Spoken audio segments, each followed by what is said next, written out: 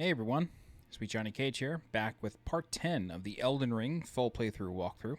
In this section of the walkthrough, we're going to go through the eastern third of Liurnia of the Lakes. So we're going to start at the lake-facing cliffs, and then go all the way north, and then we're also going to do this mine right here, which is the, I think, Raya Lucaria Crystal Tunnel, if I'm not mistaken, and then hopefully get some level 3 smithing shards so we can continue leveling up our Uchi Katana. Okay. Show you my stats using a Uchi Katana plus 8. I'm level 48, primarily doing a Dex build and Arcane for bleed. However, I've been stacking points into Mind. This way I can summon a really powerful summon later on in the game, as soon as I get it, basically. But just sort of like future-proofing myself for now while my damage output is still high with the Uchi. Okay. Let's get started here. Let's warp to the lake-facing cliffs, and then we will proceed along the road. All right, just a fair warning, this part of the walkthrough may be a little long. It's going to be under 2 hours, but there's just several dungeons to be done on this side. All right, let's come over here, carefully fall down these cliffs. I don't really understand why I sometimes take damage from that, but is what it is. All right. So as I was rushing in one of the parts to get, or just sort of rushing through this area to get all the map fragments, I got the item out of the chest down there, so you can do that too if you like, if you haven't already. For now, though, we're going to continue along here, and then we'll find a site of grace relatively quickly. Oops. I don't even know why I'm killing these guys. All right, so this is Liurnia Highway South, this site of grace right here. And then there is a catacomb for us to find over here. So if you like, you can pop these balloons. Some of them drop runes, I think.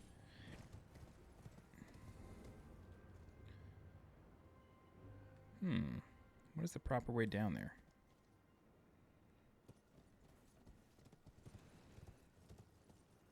Maybe we actually can't get there for a while. In that case, let's go over here first.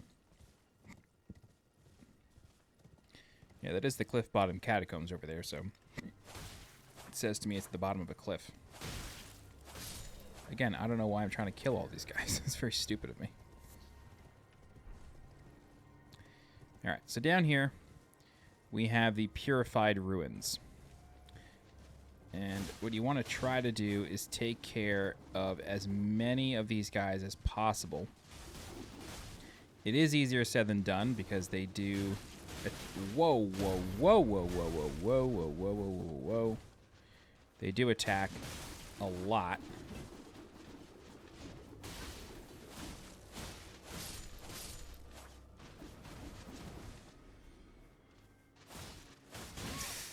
Yikes. You really got to look out for the one with the bow. Sweet Jesus, guys.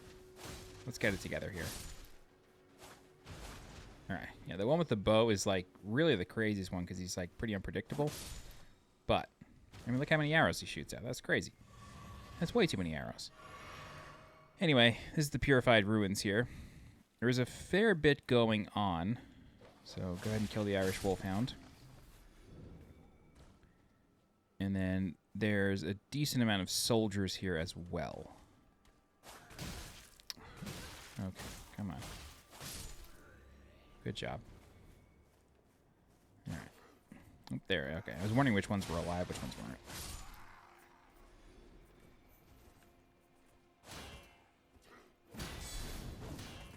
Whoa. Really?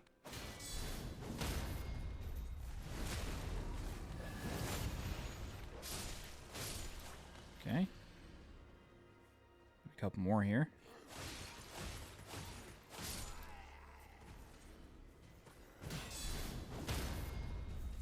All right. Cool. So, in this ruin specifically, the one that we're sitting in right now. Nice. Brass shield. Great shield right there. I can't even use it. I need 16 strength to use a brass shield. Son of a bitch. Jesus. Anyway, so where we are right now on the map is really important. There are some boards covering up this staircase, so you want to just break those. You just got to hit them with a sword or something. And then you can open this door, and then inside is a Shabriri grape. Very important. Open this chest, and then you get the 2 fingers heirloom, which does what? Raises faith. Fingers cannot speak, yet these were eloquent. Persistently did they wriggle, spelling out mysteries in the air. Thus did we gain the words of our faith. Strange. Okay, so the reason that Shabriri grape is so important is because Hyetta is over here, along with a ghost. What does the ghost say? Come out, one and all, from the darkness underground, and let us offer unto the maiden our eyes. Oh, so it actually gives you a hint about them. That's nice. So Hyetta is over here somewhere. She's like on the ground level. Where is she?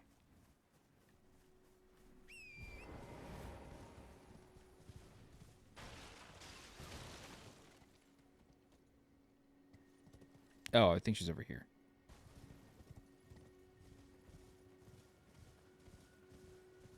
Yeah, there she is. Okay. So here's Hyetta. Again, here she is on the map, down here. And we can give her a Shabriri grape. She thanks us. Tells us, you know, we're different than the rest. Make sure you exhaust her dialogue. And she says, may the blessing of the fingers guide you. And then you're good to go.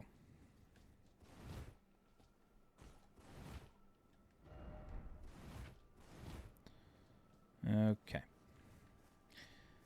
Cool. So that is mostly it for these ruins. However, there is something very special here that is easily missed. And that is a teleporter.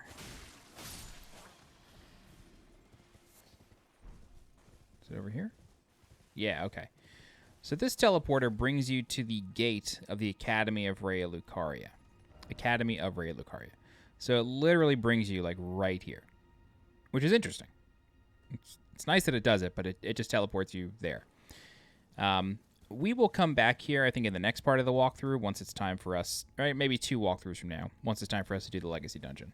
But just know that that's there. There's a couple of those sorts of shortcuts that lead you right to the gates. So there's a few of them. All right, now what we can do is we can come up here. That's a funky-looking siege engine. And then we can begin to climb this ridge. But as we do so, puppets will get summoned. Just like that. And that's because there is a Korolos mage at the top of this highway lookout tower. So we got to really, really quickly climb the ladders.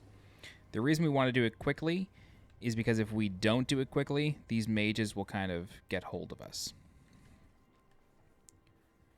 All right. So once you're up top, you want to kill this guy. See ya. And you can get the Carian Glintblade Staff. And unfortunately, I don't know, he doesn't seem to be the Puppet Master. It's weird. Sometimes there is a Puppet Master that you can kill, other times there isn't. Unless maybe I just haven't found them. That's always possible. Alright, but you get Glintstone Craftsman's Cookbook number 3. And now let's go after the puppets.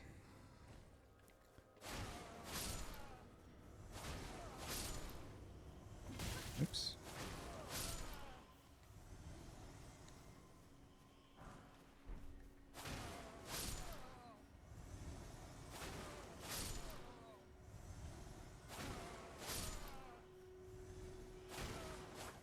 Oops. All right. So that's the treasure over here. And now we can go along the other side.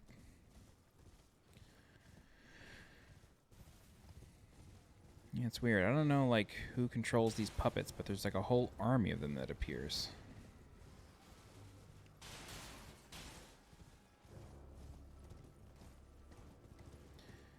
Alright. We have a statue of Rosis over here. And this statue will guide us to the Cliffbottom Catacombs. But it's sort of one of these statues that just, like, directs you into the ground, which is not helpful, but it's okay. Because we can just follow this path. But as we do so, you'll hear laughter coming from the cliffs. And that laughter, I really got to look up the name of these enemies. It's this mob. I forget the name of the mob. Called, like, I don't know, something mob. Like, it's not a nice name, but it's a mob. Okay. So don't forget to loot this for level 2 Somber Smithing Stone, and then the door to the ruins. It's over here somewhere.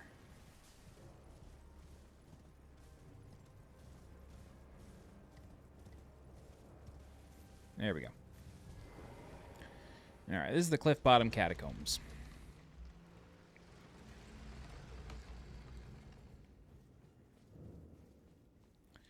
Alright, so I'm deliberately going to rest at this site of grace.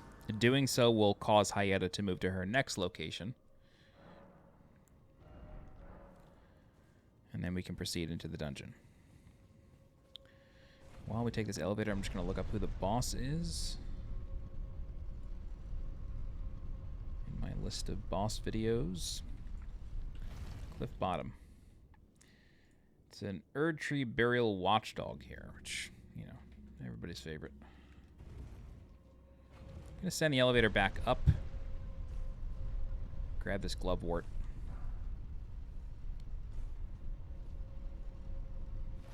Okay, nothing to ride back down.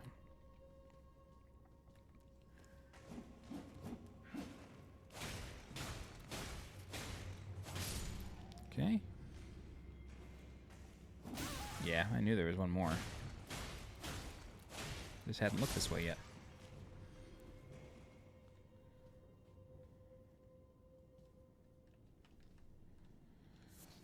Alright. Cool. Time to find the switch. Always be on the lookout around corners.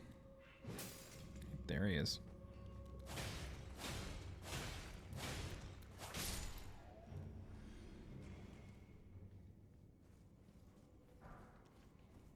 Alright, so we can see the switch, but we can't get to it.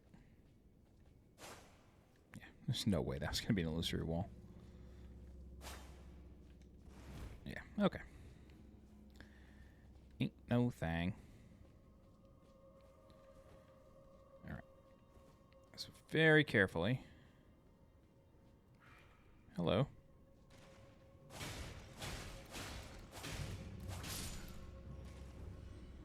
Alright. Whenever you're in a backstab animation, I always recommend trying to use the camera to peek around any corners. This way you don't get surprised.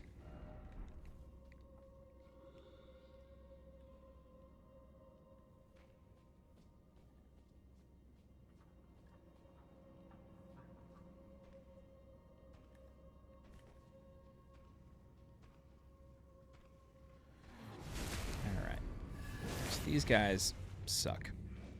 But if you pay attention, there was a hint on the ground by a very smart player that said try trap. So that's what we're going to do. We are going to lure these guys into this hallway.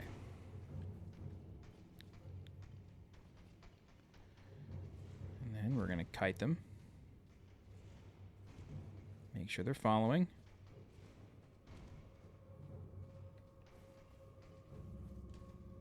No. Come back. Come here.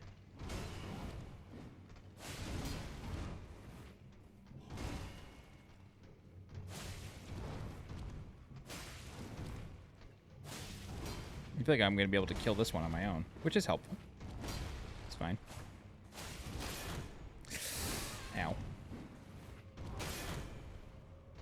Yikes.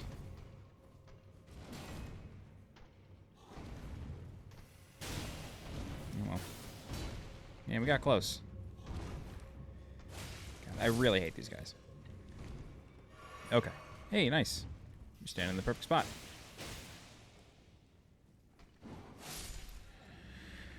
All right. That's why traps are helpful. Traps hurt you, and they hurt your opponents.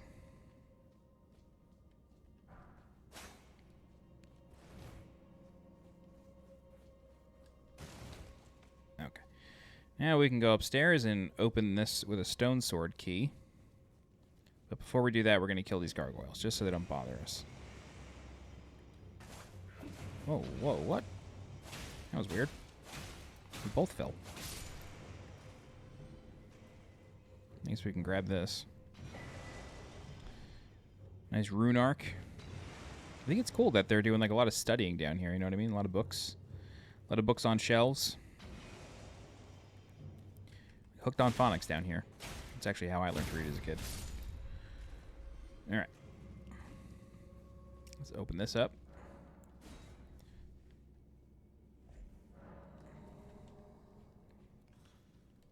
Yep. I knew it wasn't going to be free. Get the Nox Mirror Helm. This is a big fan favorite.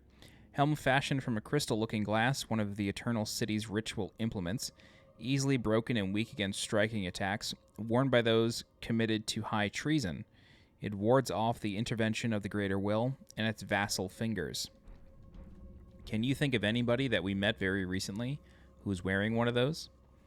I'll give you a hint. He's a blacksmith.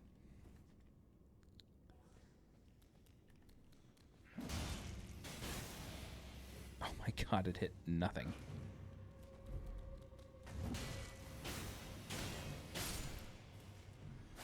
Well, at least it worked that time.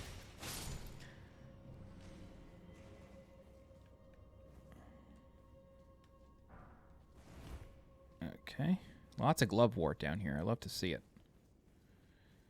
Glovewort always appears in catacombs. Or as the guy in the gameplay preview said, catacombs.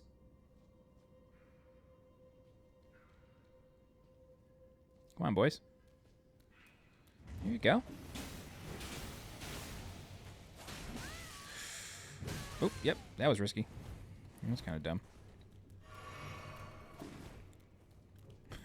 I love how he carries it. Like, you don't know when I'm going to hit you. You don't know when I'm going to hit you.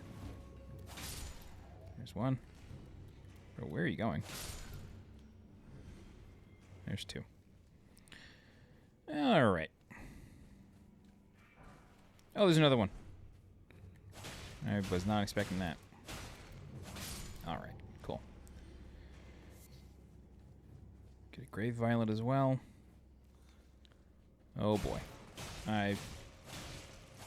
This isn't good.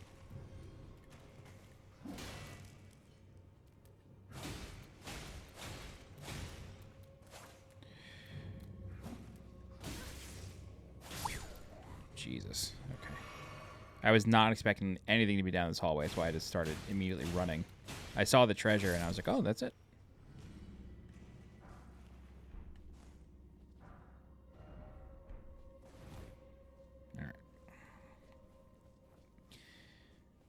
Probably the same on this side. Oh, no, that was the exit. Or the way we came.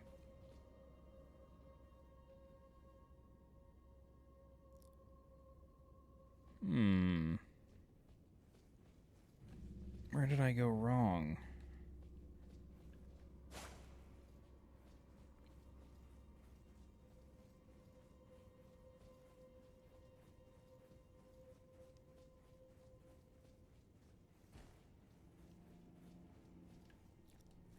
Is there an exit up here that I missed?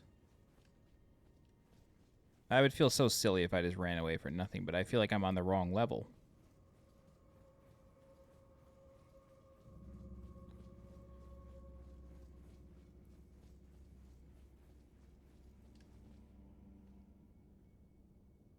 Yeah.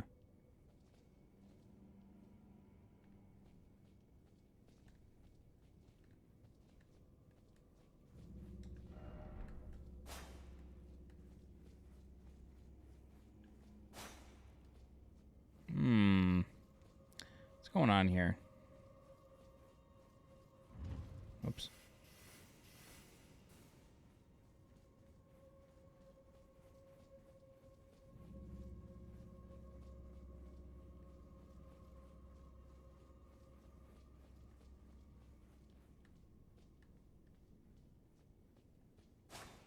Yeah. It doesn't look like an illusory wall. Usually the illusory walls having to do with bookshelves, they're empty bookshelves. I don't remember illusory walls in this dungeon.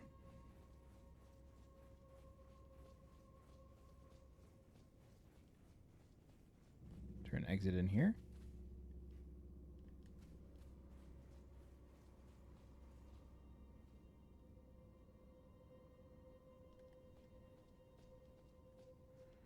What is happening?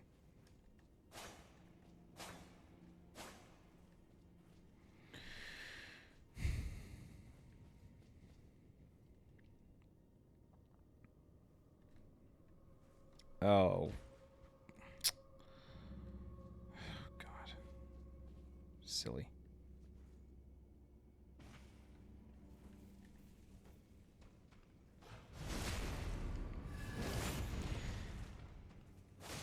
Yeah.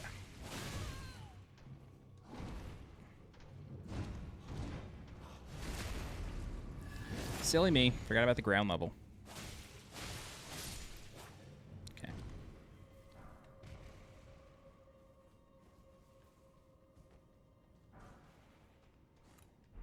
Wonderful. That's a... Oh!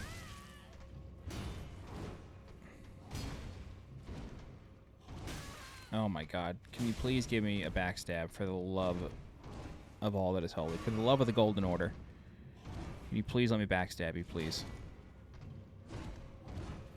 Thank you.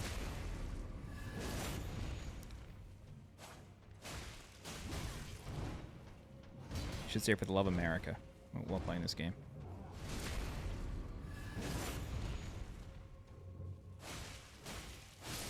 There you go. I had a feeling the bleed proc was coming, but I didn't think I was going to kill him. I thought I was dead there. Alright.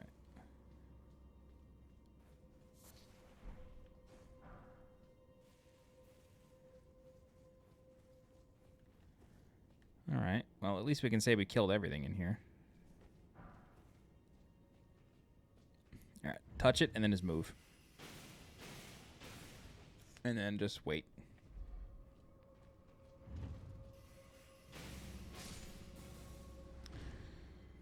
There you go.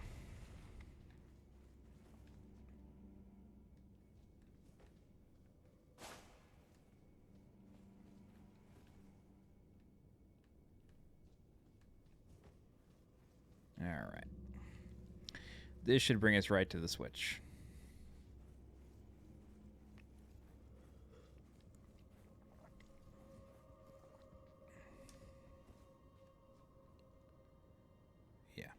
Alright, I'm going to sneak just to hit the switch, just in case things go sideways. How dare you?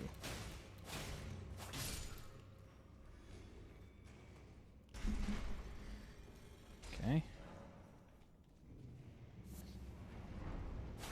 Alright, these won't be illusory walls because I know it's on the other side. Alright.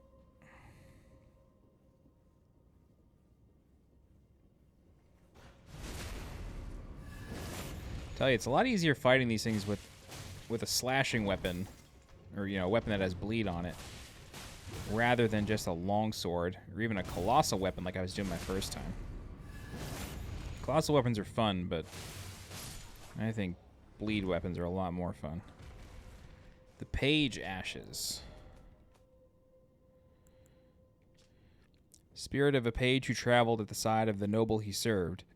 Uses a piercing sword and crossbow to defend his master. One becomes a page merely by accident of being born into obscurity. Nothing is asked of ability, talent, or volition. It's rude to pages. This way. Okay, now we go back up the elevator, I guess.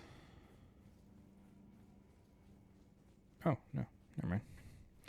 Alright, so it's an Erdtree Burial Watchdog, which does not bleed, which isn't great for me, but it's okay. This one, I believe, has magic. Yes, it does have a magic staff. It does have the magic stick, like 50 Cent, who I've actually seen IRL in a Walgreens, where I used to live in New Jersey. And according to the kid who worked there that day, comes in all the time. He was buying lip balm and I think candy. And I didn't want to bother him, but the girl who was next to me in line got a picture with him. And this was before the pandemic, I think. So probably like, probably like 2019. And he still had a driver. He was not driving around in a Rolls, although I have seen I have seen recent interviews with him where he says he still has it. He's driving like a pretty souped up Ford Explorer. Looked like it may have still had bulletproof glass. Anyway, that's my 50-cent story.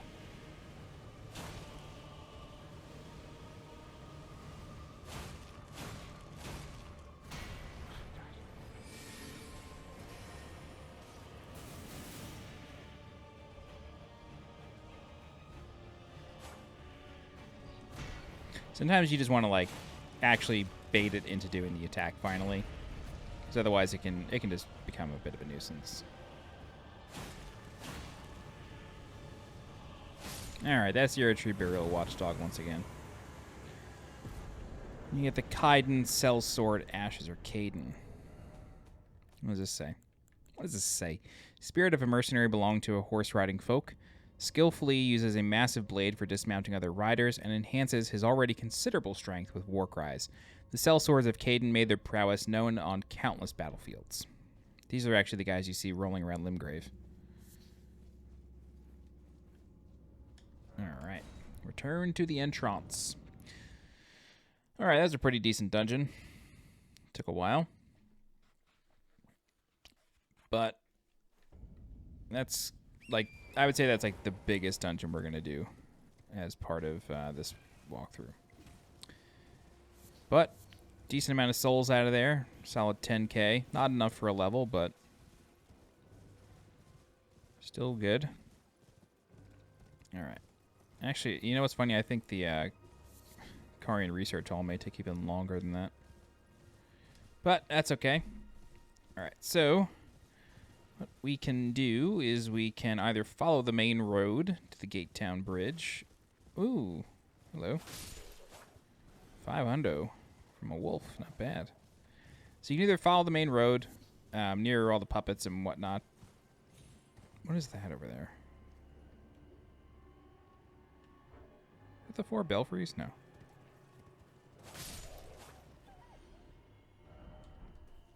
What is that?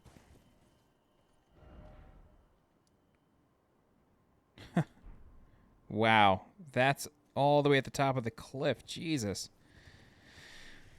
That's the top of the cliff where Village of the Elben Oryx is. Wild.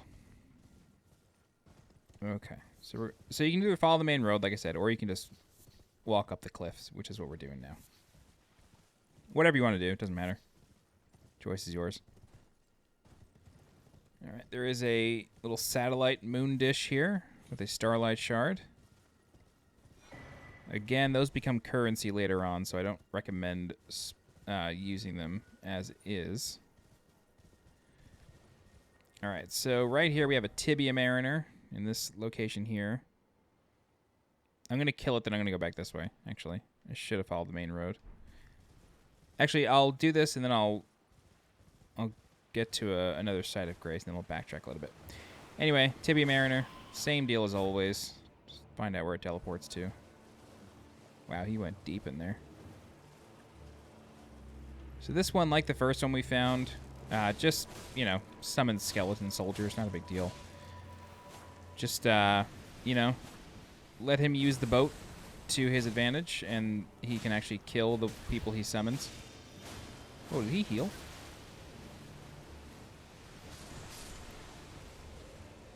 Am I crazy, or did he heal?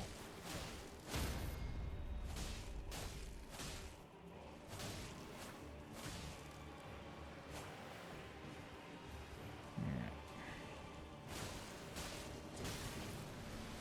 Hang 10, bro.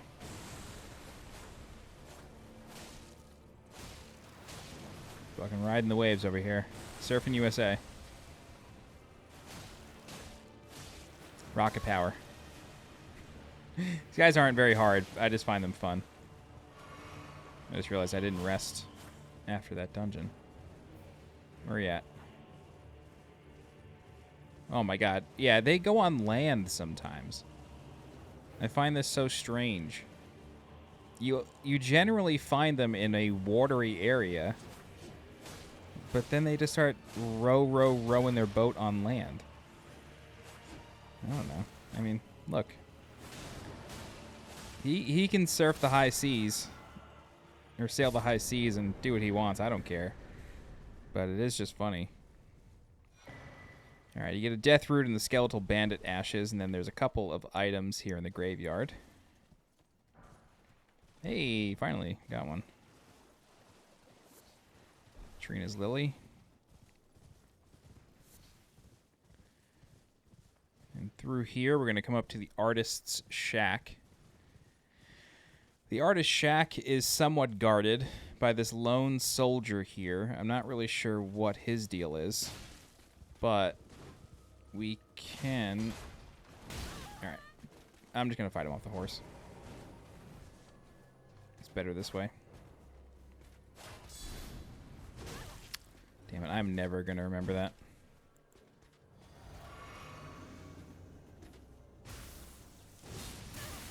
Yeah, forgot the Thunderbolt delay. Oh boy. I am a little tempted to just go get the Site of Grace.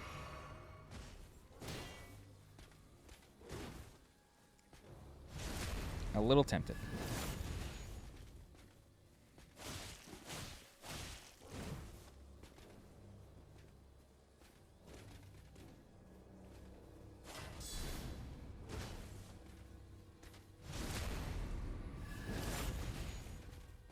I ran for that. In case you're wondering how I did that. Yep. I totally botched the timing there.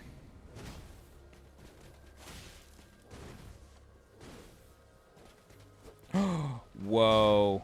I actually got locked into the animation. Oh, shit. Not good.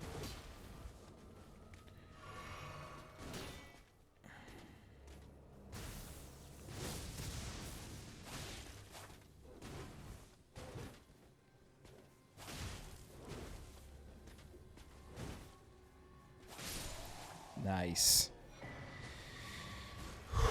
We get the Dragon Cult Prayer Book for that one. Which says, Prayer Book of the Capital's Ancient Dragon Cult, a text of the knight's faith that arose after the War of the Ancient Dragons.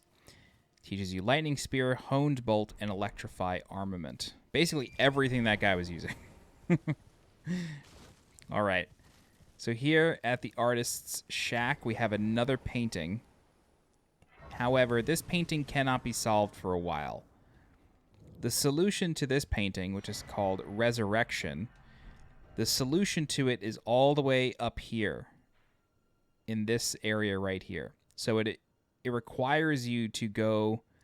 Basically, this is where we kind of ended our path up the west coast last time. It requires you to go through here, finish or do the entire dungeon here, and then you'll then get access to this area here, which is called Three Sisters. And then you just go behind the manor, and there'll be a graveyard right here, and that's where the solution is. So we'll get it much later on. All right, for now, what we're going to do... Oh, let me actually rest at that Site of Grace. For now, though... Let me see one more time how much FP I need to summon this thing. 132. So I need to do 2 more levels. I need to get to 26. And then I can finally start doing other stuff. Alrighty. Cool. So what we're going to do now is we're going to do a tiny bit of backtracking.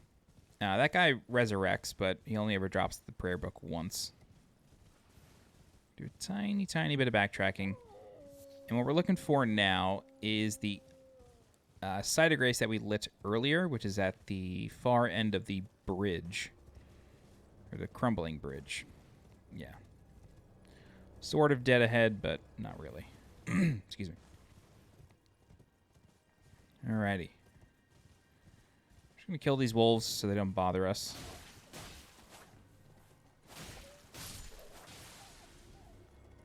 I guess there's a little whimper there. I said last time that I appreciated the developers at From not making the dogs whimper when you kill them in Elden Ring, because it always made me a little sad as a dog lover. It was a tiny little whimper, but not nearly as bad as it used to be. Okay, so this... Whoa. Whoops.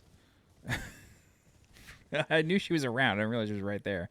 So this side of Grace is right here, the Gate Town Bridge. It's just past the highway lookout tower. If you just follow the main road, you'll get here. The reason we're coming here is for Hyetta, however. So,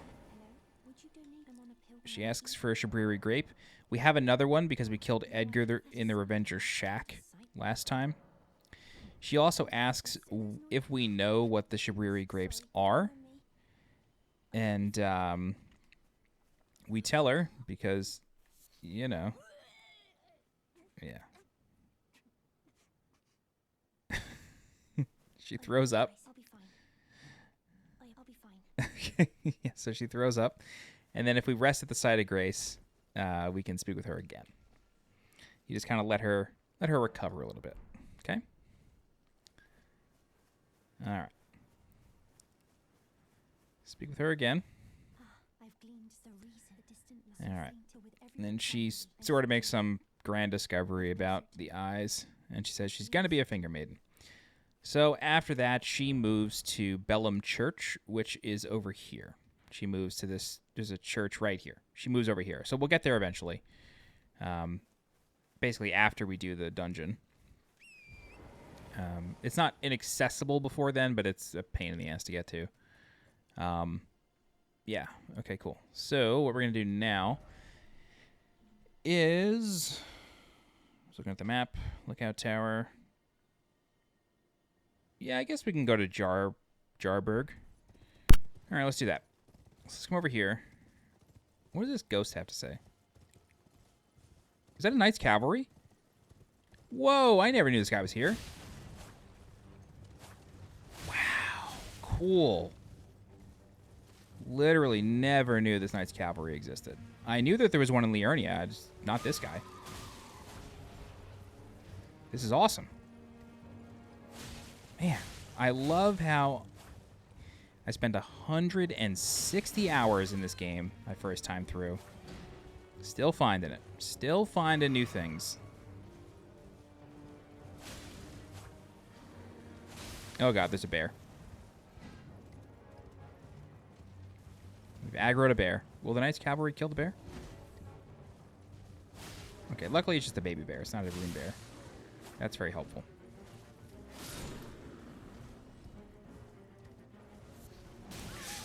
Yikes. Whoa. Well, that wasn't great.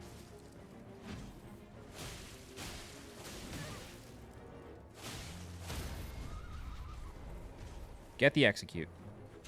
Kaboom, baby. I'm going to put on the lantern just because I can't see this guy. Yikes.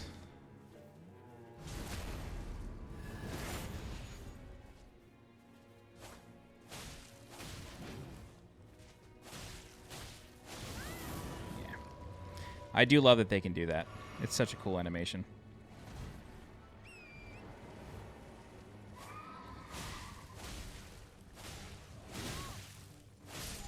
All right. Man, awesome. I never knew he was there. That's great. Ash of War Ice Spear. Wow. Awesome. Okay, anyway. There's a Spirit Spring here for us.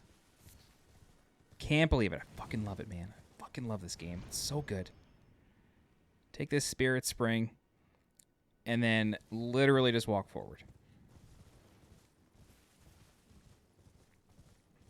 Oh, actually, we're going to find somebody. Is he here, or does he go somewhere else? Okay, he's not here yet. Let me look up his questline real fast. No, I know where he goes. You have to kill, Alexander.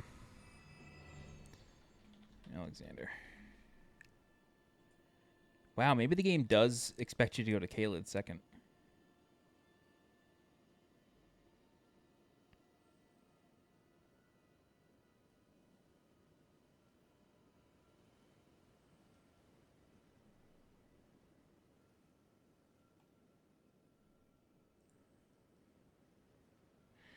I'm just looking at something really quick.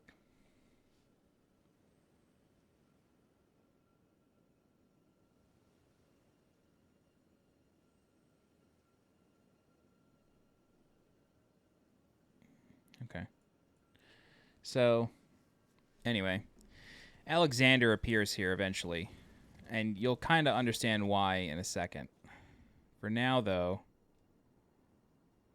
we need to make our way down here. This is a totally optional place, but they did add an NPC in a recent patch. So, I'll show you that NPC. He's a cute guy.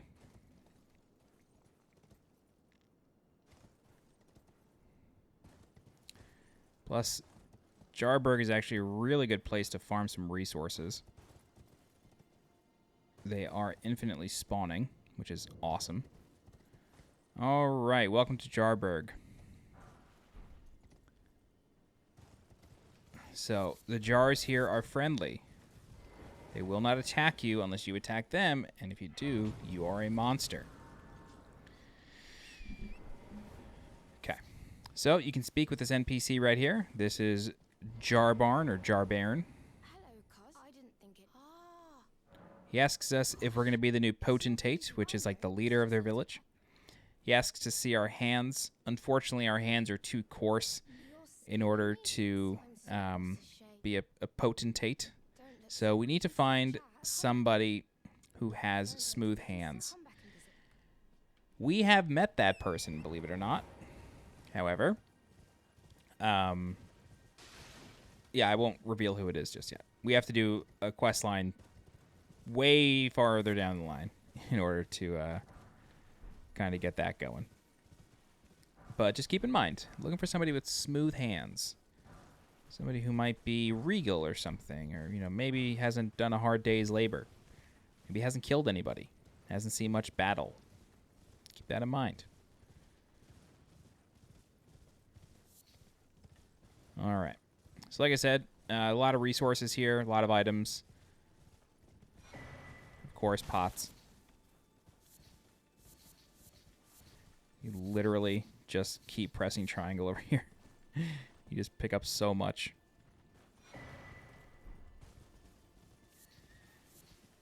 And all of this respawns upon resting. So don't be afraid to come back here if you need any of these materials.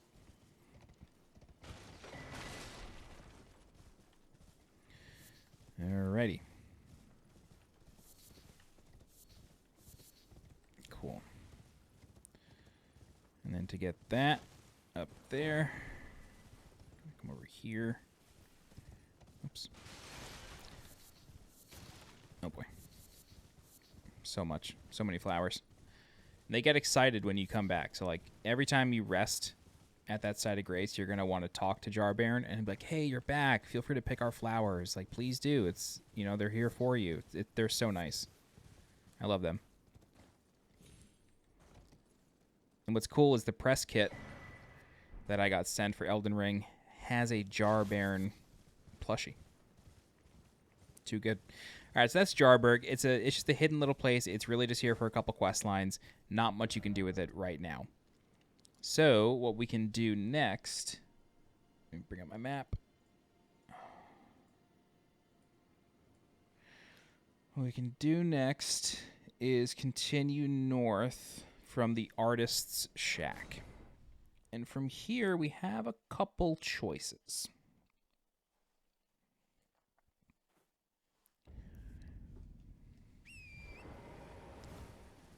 All right.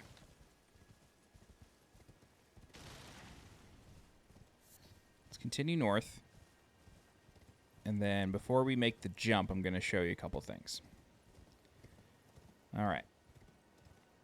So down there is actually one destination. You can see a road that goes, it forks right there. So that is one destination. There is a site of grace down there, which you can see. It's actually next to the blue light. It's to the right of that. That's a site of grace that we will get.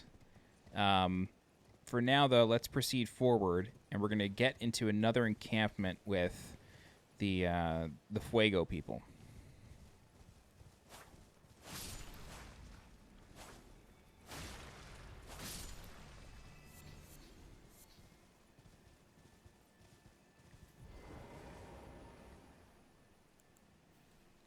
Summon my wolves to help me out here.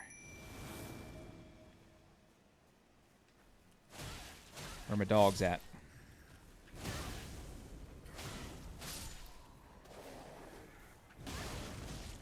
Man, these ladies do so much damage. Alright.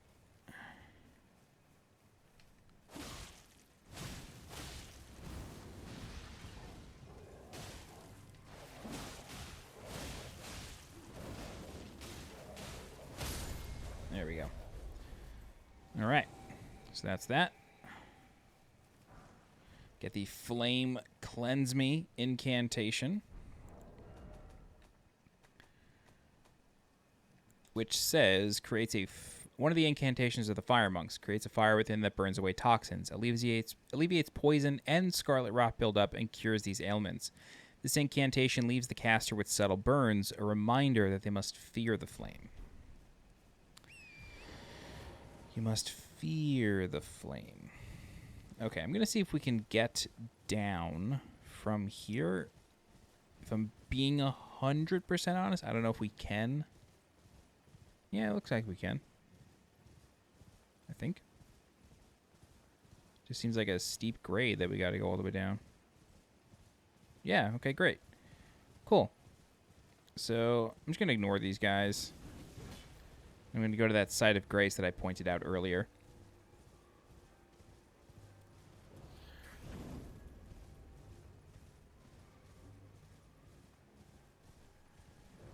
And we're going to rest at it, and then we're literally just going to turn around and pick one of these paths.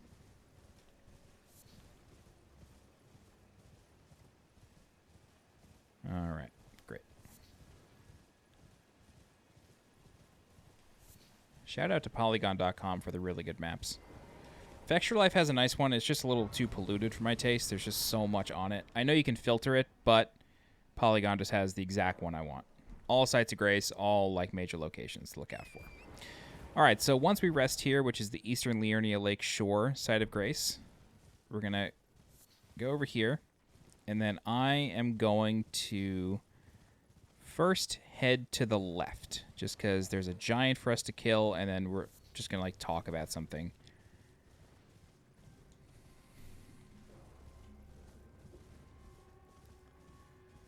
And again, I'm just going to ignore, well, just so they don't come after us.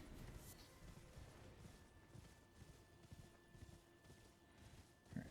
Yeah, I'm going to sort of skirt around here. I like how he knows I'm here. He's looking at me. Love it. All right, so this is a giant over here for us to kill, and then there is a well that he is guarding. Interesting that he's guarding a well. I'm trying to think about that. Why would he be guarding the well? What does he have to gain from guarding the well? What is he protecting? What's down there?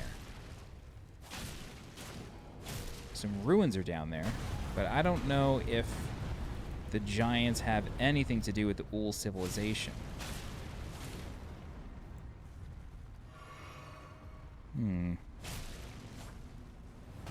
Implications.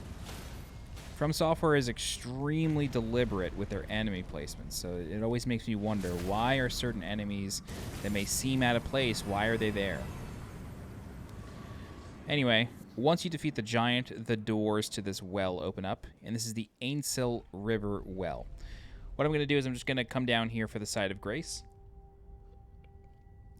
because in the next walkthrough, we're going to go through this place. That rhymed.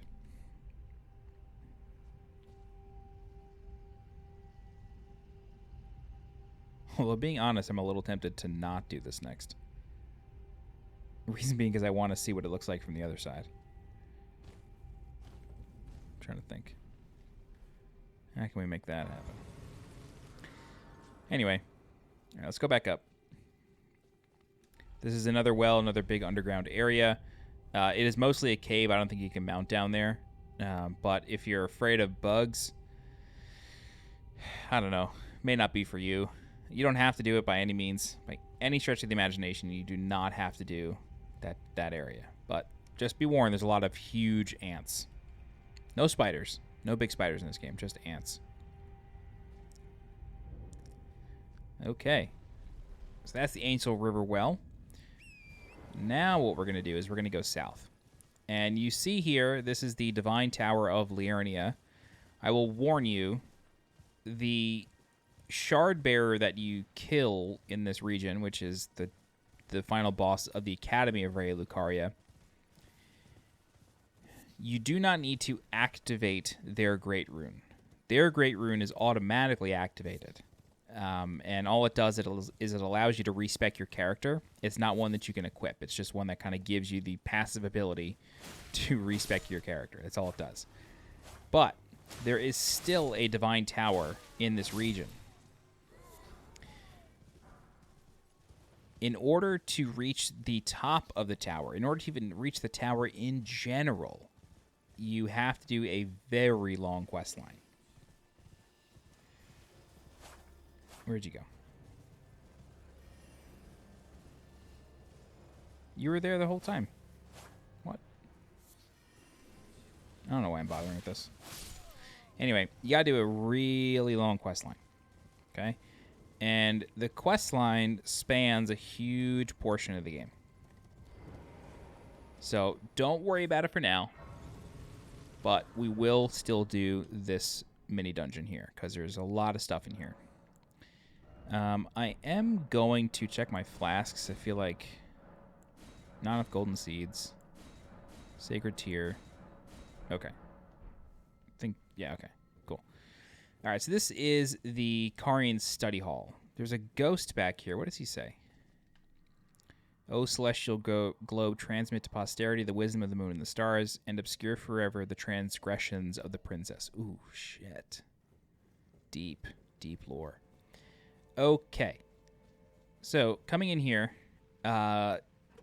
if you pay attention closely as you ride this elevator up,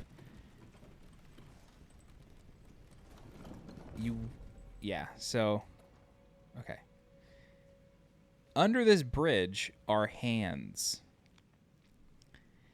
Those hands will never really come out to get you. But if you take like a really close look at this entire area, you'll notice that things appear to be strange. Now, what do I mean by that?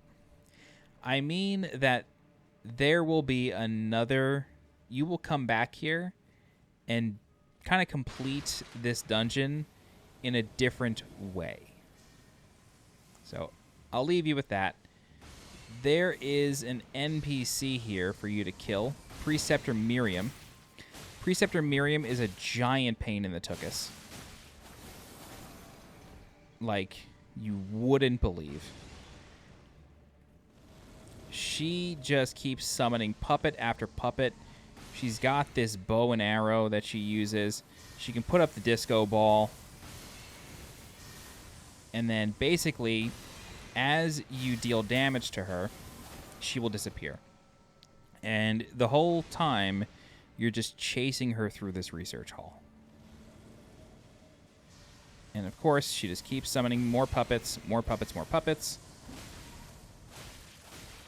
And she will disappear whenever she damn well pleases. All right. So I really just recommend ignoring the puppets. You don't need to do anything about them. They're just here to harass you. You can kill them. I don't know if they actually give runes or not. I have no idea. I think maybe they do, but I just ignore them. All right, so once you reach this level, Miriam's going to be over here. Whoa, that arced. That was crazy. And as Miriam is over here, she can teleport. So you do want to kill the puppets over on this level. Okay, yeah, they give 200. That's nice. You do want to kill the puppets here, Reason being because they will harass you as you attempt to chase Miriam down. However, we are not really going to chase Miriam down. Reason being because she's a giant pain in the ass. Instead, what we're going to do is we are going to equip throwing knives of any sort. You should be able to craft these by now, if you've been following along. And you don't necessarily want to spam the throwing knives because she can juke and dodge. But if you can manage to, like, line her up... Whoa. If you can manage to line her up and get 1 or 2 in, that's perfect.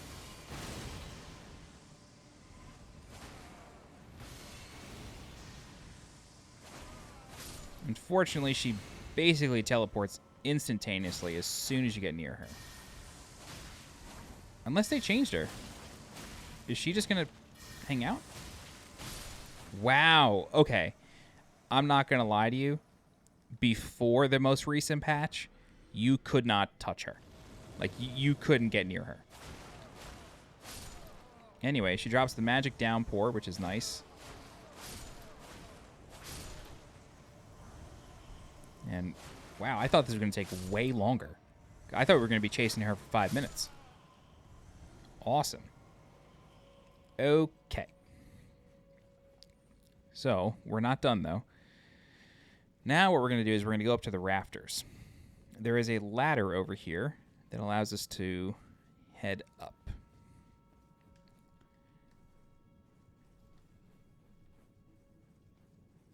Oh, my car's done charging. Okay. So, there are rats up here. And there are rats that can fall from the upper levels. So what I recommend doing is if your weapon has any sort of stab ability, you want to use that. Reason being, you don't want to run into the problem where you are kind of swinging horizontally too much. Because if you do that, you can end up falling off the rafters. And what happens is you kind of wind up guiding yourself to your own death with the camera. Like, you'll take a step off the ledge, and then the camera will just kind of push you the rest of the way. Sort of like what just happened to that rat. Okay. All right. Whoa. Should not have done a jump there. That was really, really not good.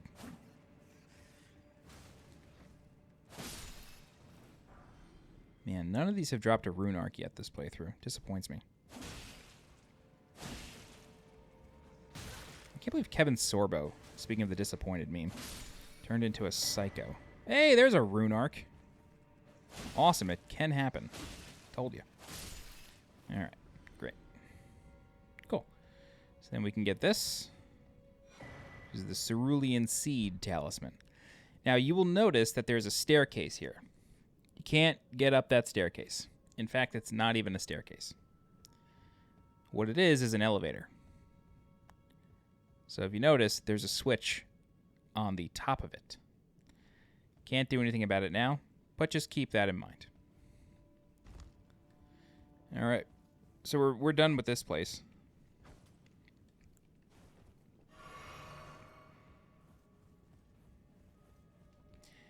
I am going to take the long way down just because I want to make sure we didn't forget anything.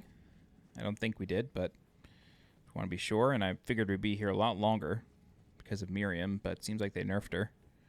I wouldn't call it a nerf. I would just say they... I guess in traditional terms it would be a nerf, but it just seems like they made her more logical to me. Because you could literally chase her all around the joint, and you just wouldn't be able to catch up to her. That's why I crafted a bunch of throwing knives before starting this video. She just sucked. And if you died to her, God forbid, you had to start the whole thing over again. Yeah, I mean, these guys are good for like 1,200 right here, so may as well.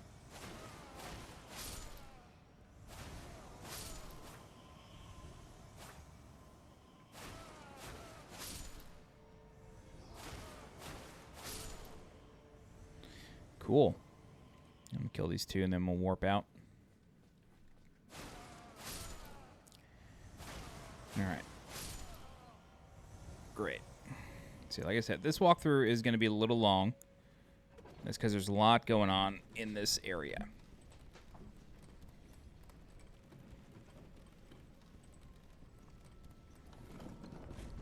I think this is my last point that I'm putting into mind all game.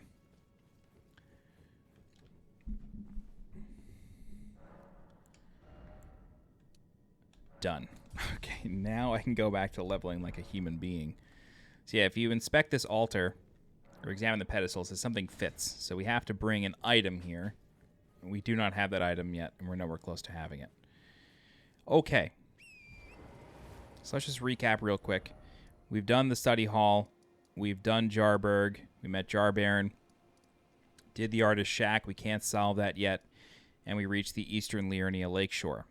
We also gained access to Ainsel Riverwell, which we'll do another time. So for now, we are going to continue along this route.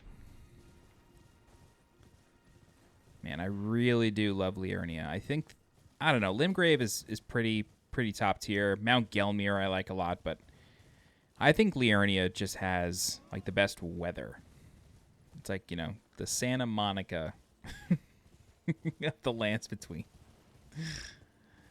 It's too good. It's like the Malibu with a lot more depth. All right, let's head up here. And now we're going to get to a place called the Church of Vows. The Church of Vows is a very special place because it is where we can request absolution and forgiveness for our sins. So, what is a sin? A sin is basically anything that causes NPCs to become hostile to you all of a sudden. It does not include when NPCs become hostile towards you as part of quest lines. But if you were to randomly hit an NPC one too many times, they would get angry and start attacking you on spec.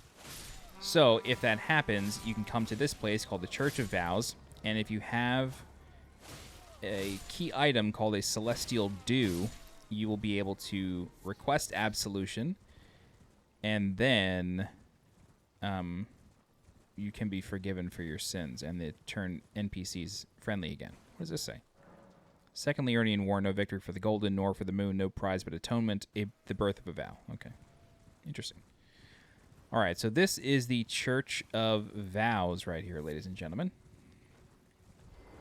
There is another way here via a warp from the Academy of Raya Lucaria. I'll show you that another time once we do that. And one of the best NPCs here is the Church Pope, the Turtle Pope. This is Muriel, and Muriel's pretty gangster. Muriel allows you to give him books of both sorcery and incantations. You can give him scrolls and prayer books. He also tells you a whole lot about Radigan and Renala, a little bit about Godfrey, a little bit about Marika, but you can just keep asking him tons of questions, and he gives you a hint regarding a statue in the capital. Yeah, he tells you about a hint in the capital regarding his statue. So, I don't know if we'll end up doing that quest line. Maybe we will, but it's a pretty cool secret. But yeah, he sells some basic sorceries. He sells some basic incantations like Blessing's Boon. And then, of course, you can give him scrolls. You may as well. He says, let us both learn together. Give a prayer book.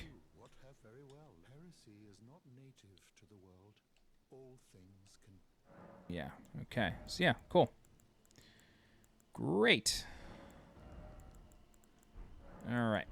Cool. So, like I said, you can request absolution. There may be a Celestial Dew in this chest. Gold sewing needle and gold tailoring tools. Okay, we can actually bring these to Bach, which we'll do in a second. So you can atone. We don't need absolution right now because we haven't sinned. But if you ever do, just come on over here. And again, it's right here. This is the Church of Vows. All right. Secretly in the Church of Vows is a bell-bearing hunter. So let's turn it to nighttime. Whoops. And then rest. And we'll be able to fight him. Who knows if we'll be able to kill him. Yeah, so you can see Muriel is there. You can see him through the pillars. But if you rest, he should disappear. He's still here. What's the deal, bro?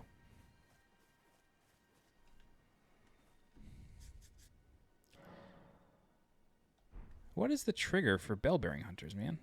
I don't get it. Yeah, you can see somebody fighting him right there.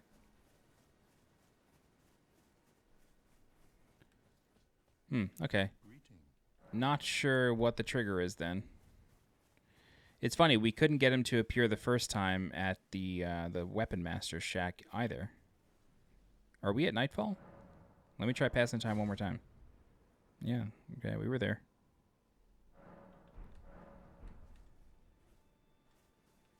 Now he's gone. That's weird. All right, another bell-bearing hunter. This one's a bit stronger.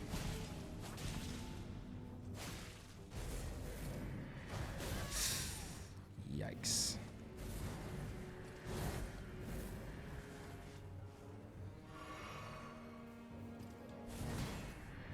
Buddy.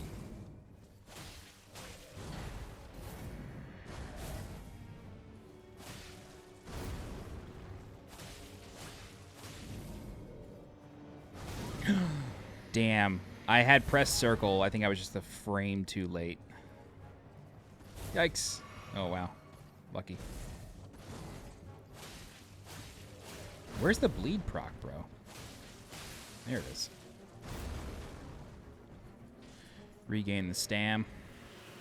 Sends out the drill. Oh, whoa, whoa. I thought it was going to be to the side of that. All right, I'm going to let him come through. Because I can't fight him in the brush.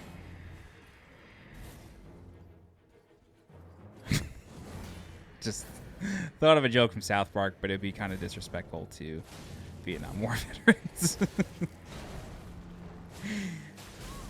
Again, I thought of the South Park quote, but I was going to say we gotta look out for Charlie in the trees. That's such an old episode of South Park. That's crazy. That's like when I was in 5th grade that episode was on with Jimbo. Is Jimbo even a character on that show anymore? Does he ever show up? And that was Stan's uncle, right? It's funny because they gave a lot of they gave a lot of love to Randy, and I think that's Randy's brother, right? Or is it Sheila's brother? I don't know. I don't know my South Park too well. Ow. All right, back on the bell-bearing hunter. I think my friend said it on his stream too. That's what made me think of it, really.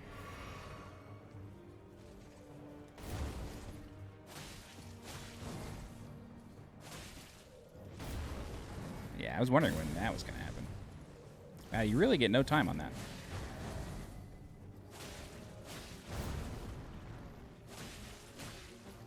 No bleed either, man. When are you going to bleed for me? That was a greedy hit on my part. I'm dead. Motherfucker. That was just greed on my part. That's all that was.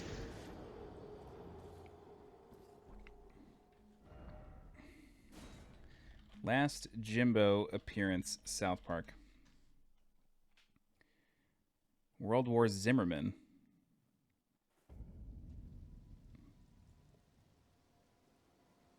Season 17, episode 03. Last appearance of Jimbo was 2013.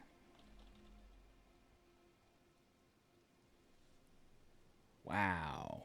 I wonder why they haven't used the character in so long. Why am I talking about South Park? All right, anyway. Let's try the bell-bearing hunter again. I just wasn't paying any attention. I got so caught up in my own stupid joke.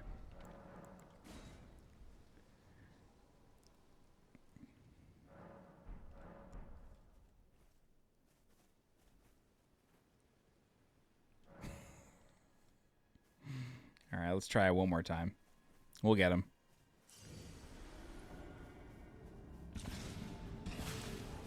Man, I can entertain myself like no tomorrow.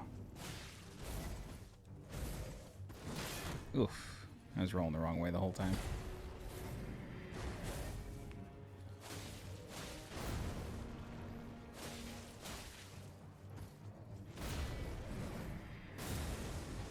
I can't tell what the difference is in the tells of the shield slams. Like, I don't know when it's going to be the big one, when it's not. You actually have to preempt that throw. I'm rolling a little early there, and I feel like that's proper. Nice.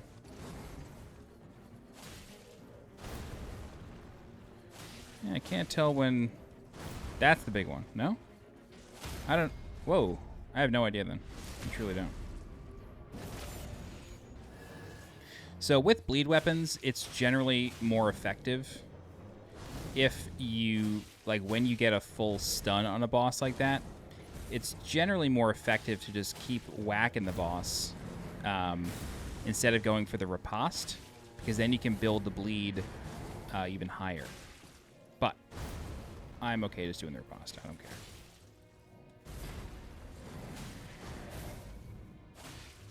Did I just do that without getting hit?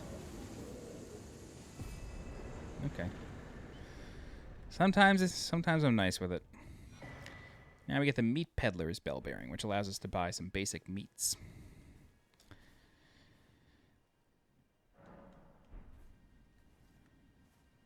Yeah, I did that without getting hit. Crazy. Okay, so that's the Church of Vows, which is a very cool place. I'm just going to check to make sure there's nothing behind the church. I don't think there is, but you never know. You never know. If you don't try, you don't try. If you never know. Okay. Interesting. Yeah, so the teleporter... Okay, there is something here. The teleporter that takes you here from the academy, if you look at where the point of my helmet is, it's right there.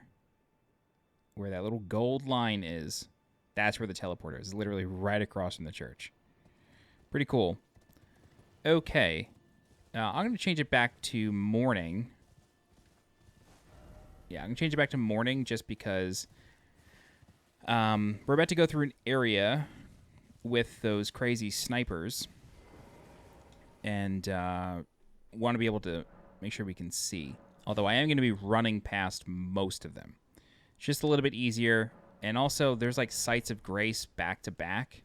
And I just want to get to them. That's really my mission. So let's go up this hill. We're also going to fight an Erdtree avatar while we're at it.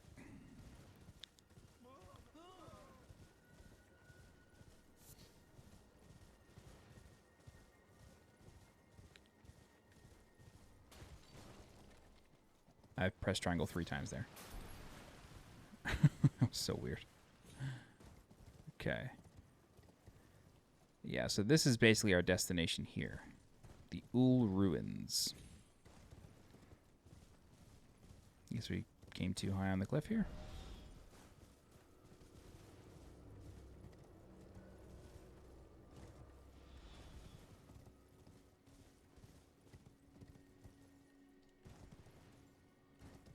All right.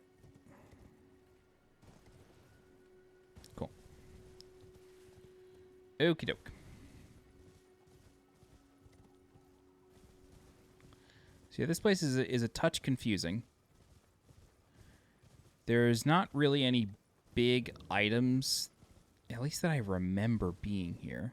But these are basically like the human, or not human form, but goddamn snipers. So basically the non-spirit form of the guys from Schiefer River.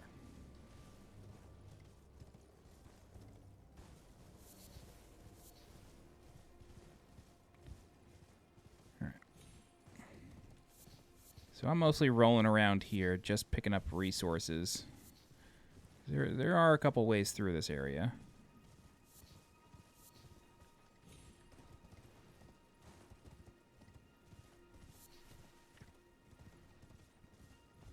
Oh! Jesus. That startled me.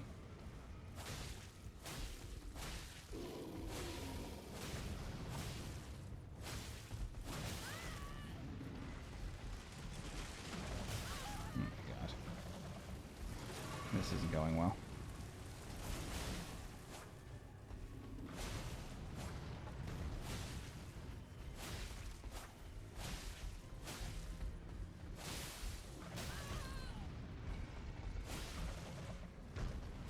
Why is there a bear here, man?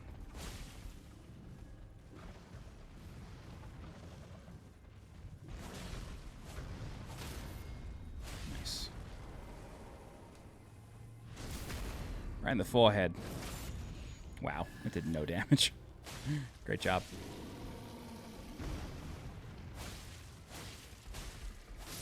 Cool.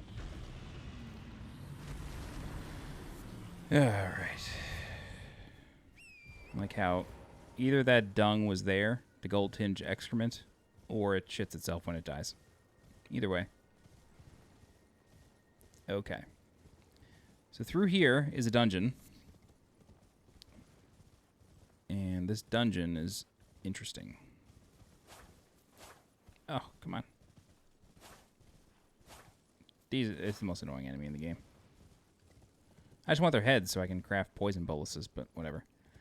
So the dungeon is guarded by this, like, headless knight that, you know, disappears, which is fun. And the weapon is coated in holy. So that's interesting. The camera does track where he's going, or she's going. I don't know if it's a male or female. And of course, now the dragonflies want to P-A-R-T-Y because they gotta. The moveset is basically the same as the other knight that we fought with the lightning bolts.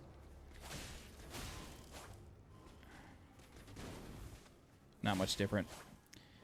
But it has less armor, I guess, because it doesn't really have a head. I don't know.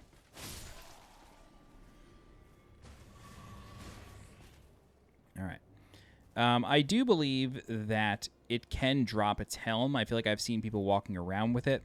I've never gotten it, though. Okay, so this dungeon... I have my video list up. Black Knife Catacombs. The Beast Eye Quivers.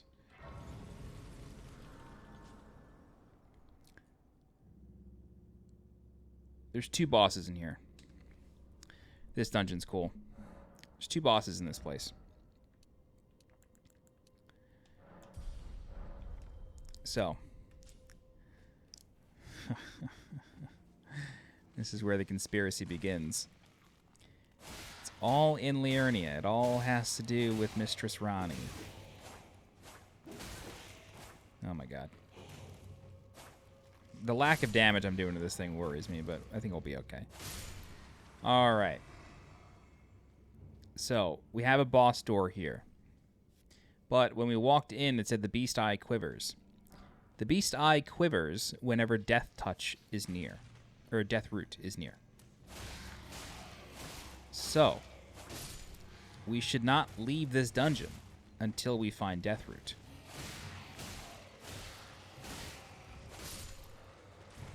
What? Dude, I killed the shit out of you.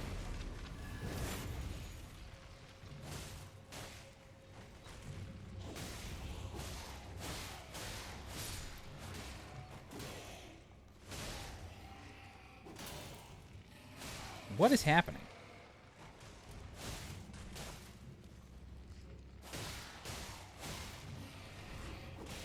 Oh, there's a Necro.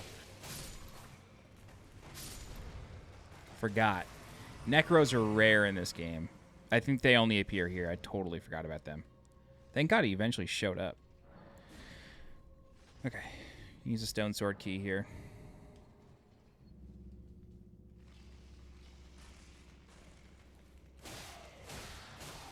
Again, the lack of damage I'm doing to this guy stresses me out.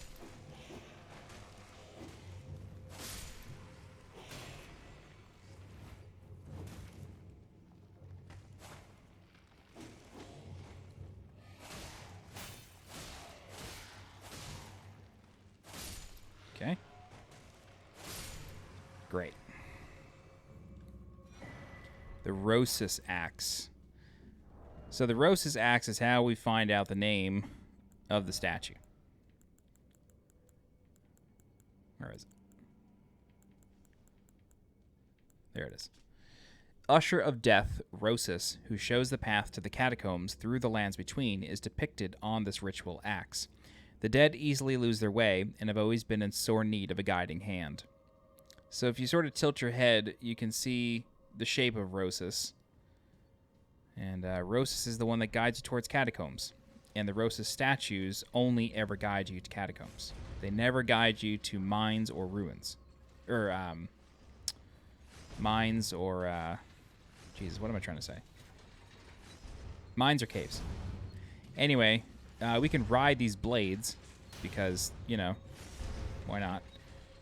And you're going to want to because that's where the Necro is.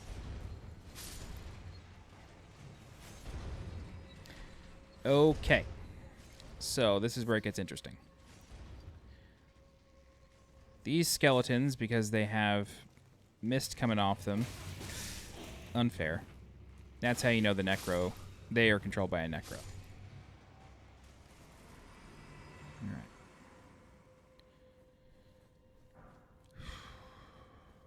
Get yourself a longbow. Get this. Alright.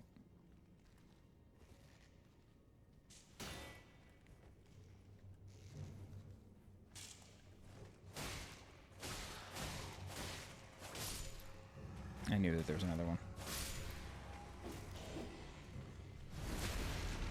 Okay.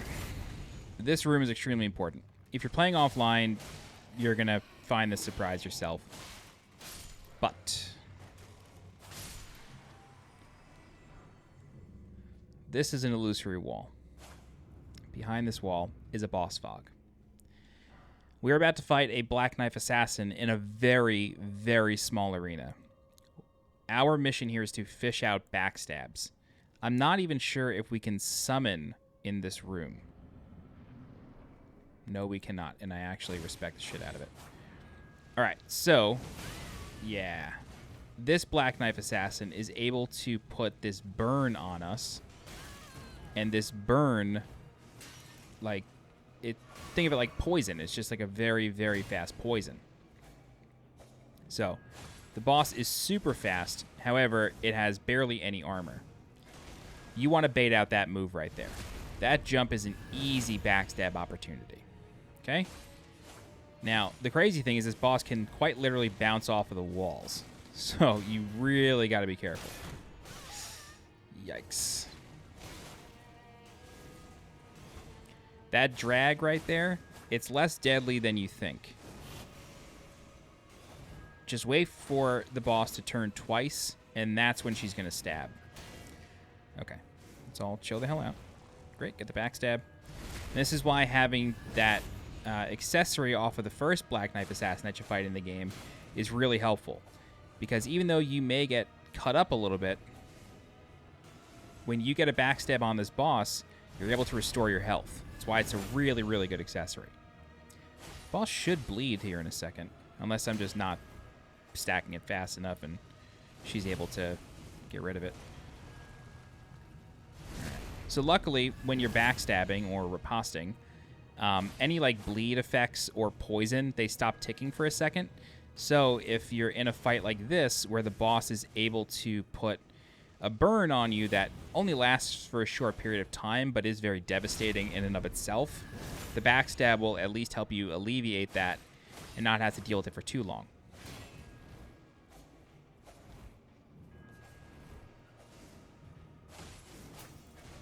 We got her. That's it. That's the Black Knife Assassin. We're not done with the dungeon by any means, but we are, you know, about halfway done. So we get the Assassin's Cerulean Dagger, but then we also get the key item of the Black Knife print. So let's read the Black Knife print first. On the night of the Black Knives, someone stole a fragment of death from Malekith, the Black Blade, and imbued its power into the Assassin's daggers. This mark is evidence of the ritual and hides the truth of the conspiracy. The night of Black Knives is the night that Godwyn died.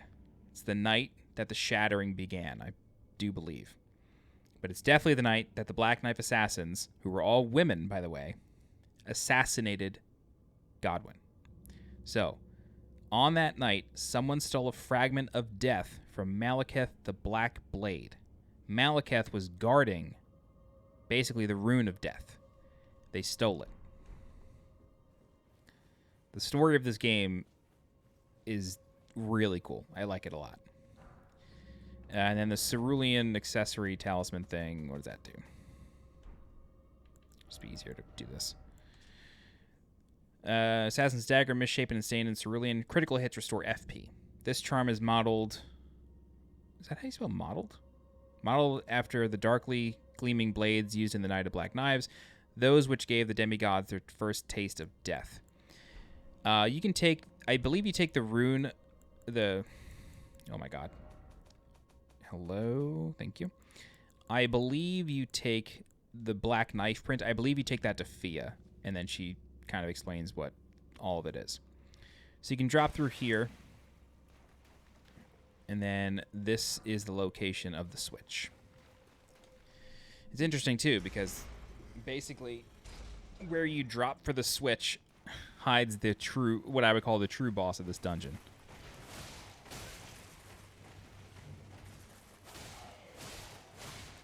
Whoa, I thought he was dead. Pull this switch, and then we can leave.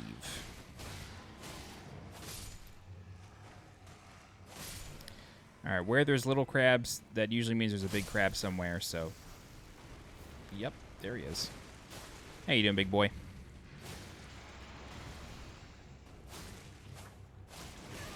Ow. I really shouldn't be up against this wall. It's really bad. Ooh, its eyes are glowing, too. That means there's a lot of runes. Nice. How much you got? 2480. Sick. I think there's another one in here.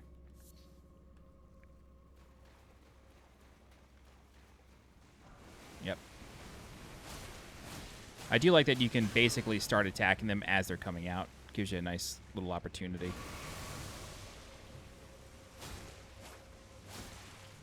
Dude. Okay, wasn't even targeting the giant crab. Weird. Alright, get a rune arc. Crab eggs. Cool. Alright, now we can leave. So the boss, the main boss here is the Cemetary Shade. I think we've fought a Cemetary Shade once before, so this shouldn't be too hard.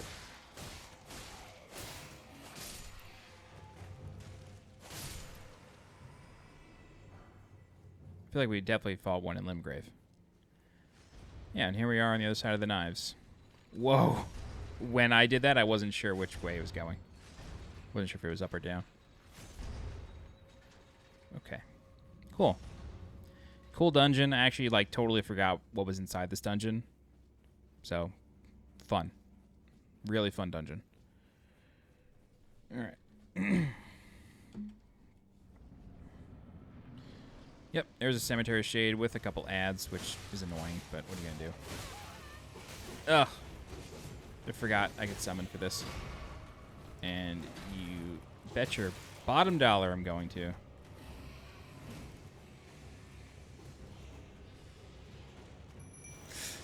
Oh boy. Yikes. Might be death. Unless the dogs come to the rescue. Son of a bitch. Ah, that's embarrassing. That's embarrassing. Black Knife Assassin, no problem. Cemetery Shade with skeletons. Too much for my blood, apparently.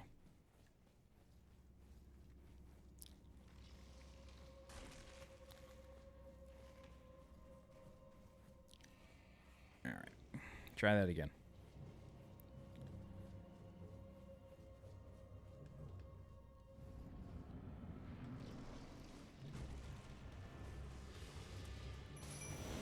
Saint, oh my, dude, this is bad. This is bad. All right, where are my souls?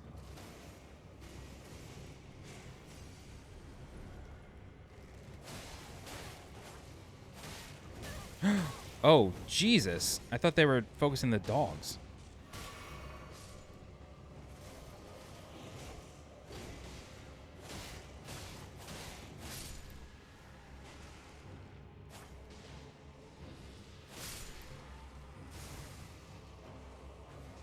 Feel very lucky that I just avoided that.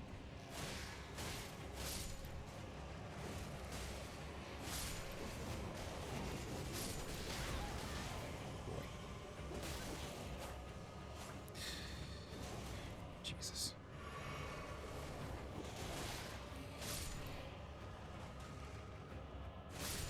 All right. Oh boy. Big mistake. Holy shit. Dodge. Thank you.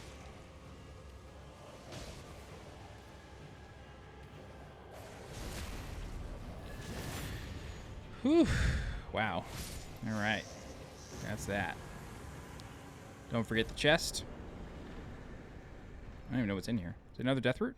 It's 2 death roots. Oh, no, that is the death root, and then the Black Knife Assassin was the other one. Cool. The Black Knife Assassin was the knife print. Got it. All right, now let's go to the entrance.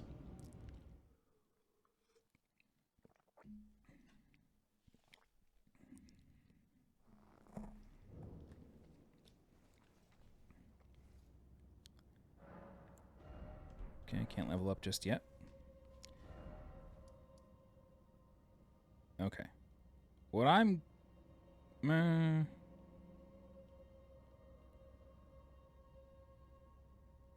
yeah, I feel like this is going to be easier. I'm just going to go back to the Church of Vows.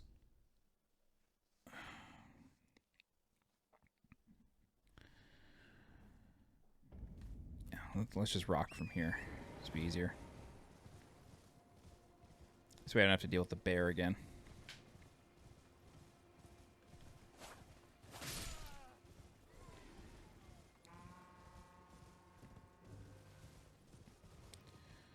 All right. Let's go up this way now. Uhl Palace Ruins. But yeah, I gotta check if this is built on top of Ainsel River. I gotta see. All right, I am deliberately just kind of sprinting here. Reason being because, yeah, this guy and that guy. All right, there's a Site of Grace here. Nice.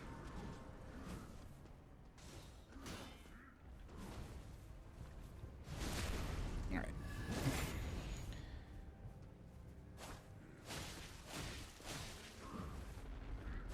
Cool. All right. Unfortunately, the archers are still aggro to me.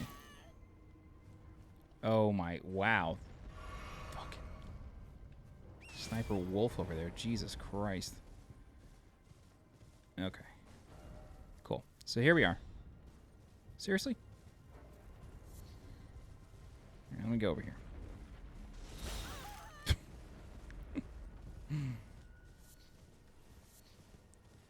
Okay. Cool. We are safe over here.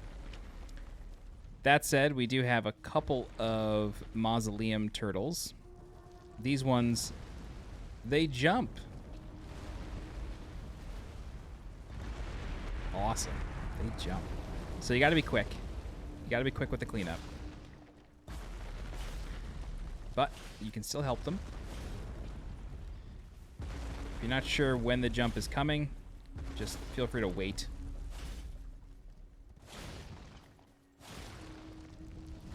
There we go. Yeah, they put their legs together.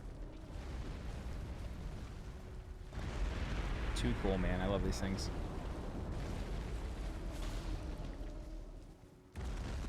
Give them the quick bonk on the foot. Wipe off the curse mark soap scum.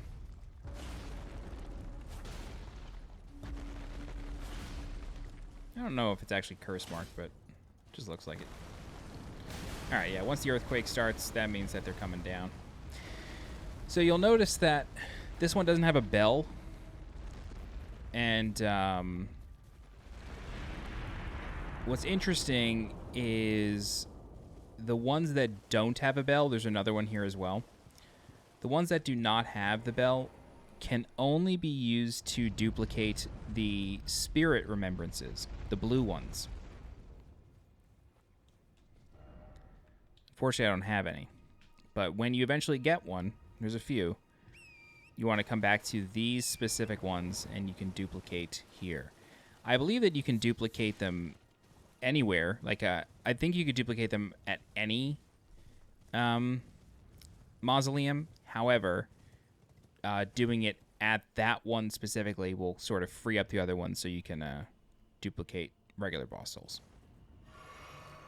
All right, before we jump down there, I'm going to come up here because there's another site of grace up here. Along with another mausoleum.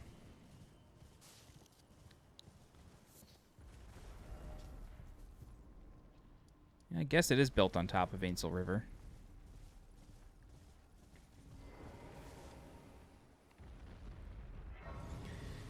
Oh boy, it's 4 a.m. and I am tired, but we still have a little ways to go here.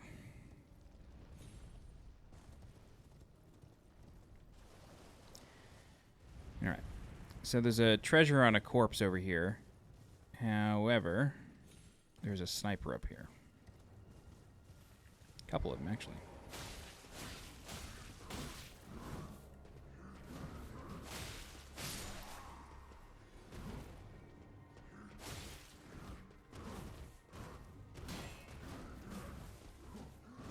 I like how they do like a double chop. It's cool. It's like a little unpredictable of a moveset. I like that.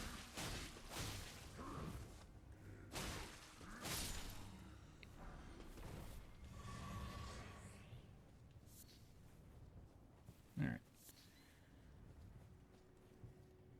So, I'm almost positive there's a bear down here.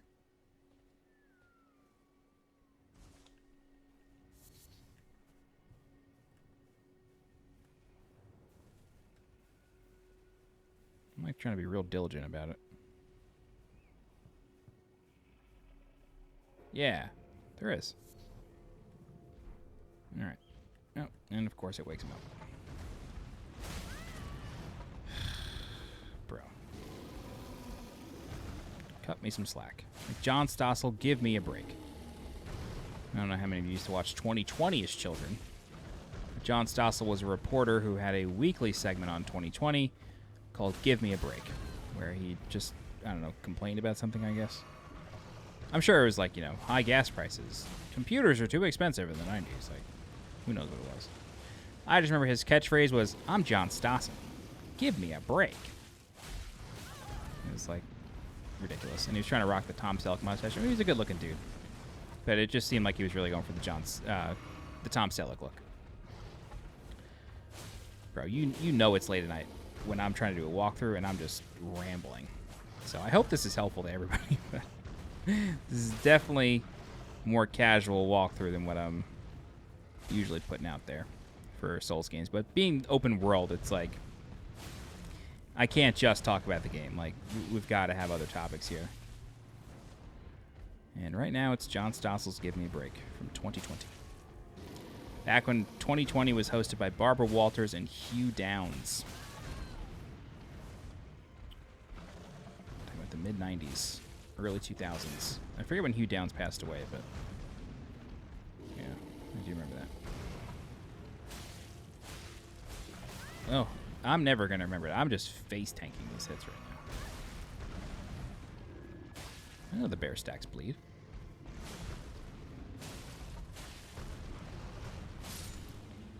Finally. It shits itself when it dies. Okay. I mean, at least we know, right? At least we know. At least we know that's what happens. Natural part of life, just what goes on. All right, so yeah, you can hear the mausoleum down in the lake. It's right there. Right there.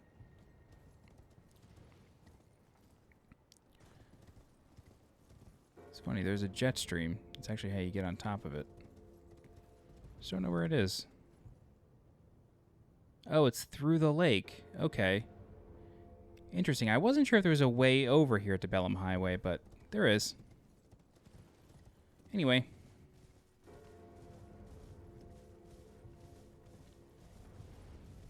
Let's go clean up this guy's feet.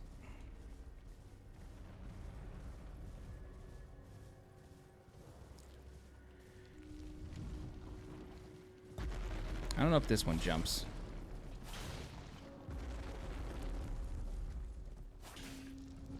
Yeah, he does.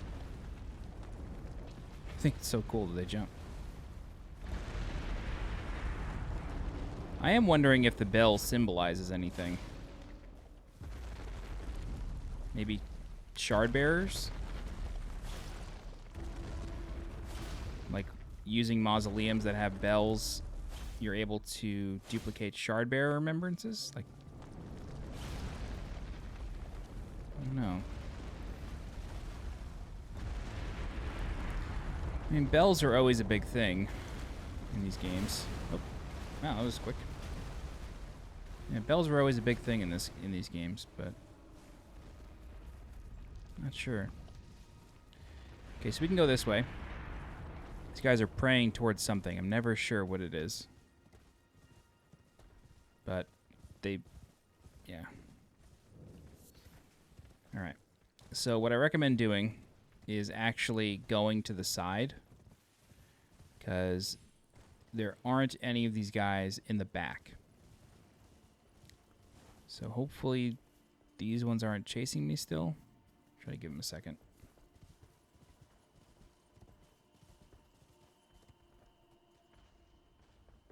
No, they're backing up. Okay, cool. So yeah, just aggro the boss and then bring him back here. And make sure you have a decent fighting arena.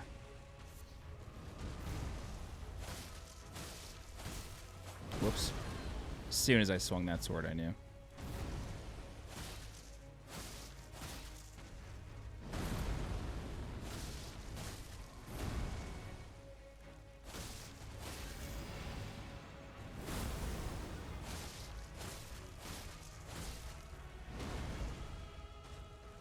Luckily, can't really go anywhere.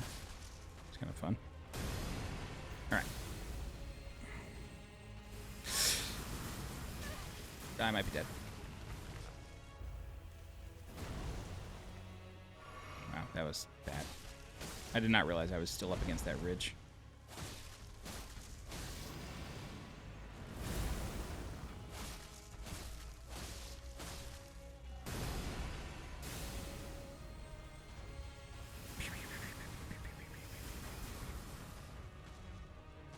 Remember, don't go near the front of the tree, otherwise you will aggro some spirit guys.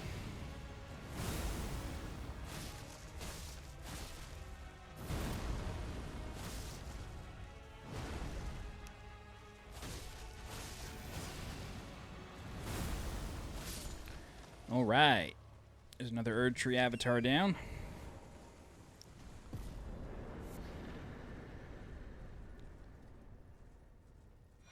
Cool. Magic Shrouding Tier, Lightning Shrouding Tier, and Holy Shrouding Tier. Nice. Okay. How do we get down from here? This goes back that way. But is there a way over here? I feel like there's supposed to be.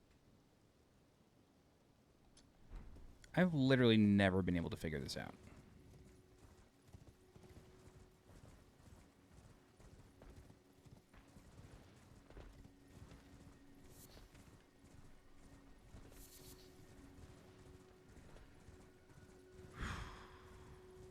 I am getting tired. I can really feel it. I feel like there's no way up there. Oh, that glorious pop in.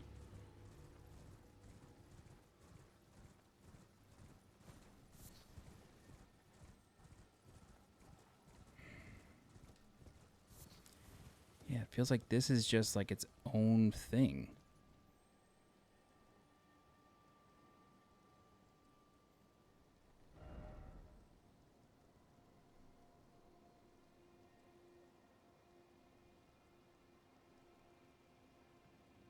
This is a ridge.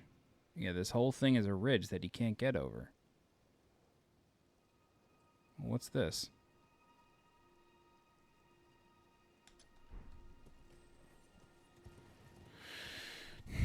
It's entirely possible that you can't get over here.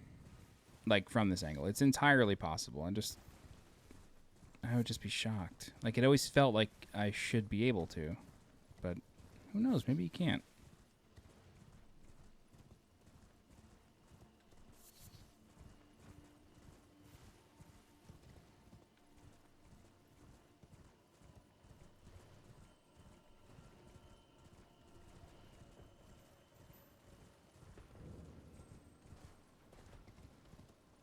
And it just doesn't make a lot of sense to me to not be able to climb this.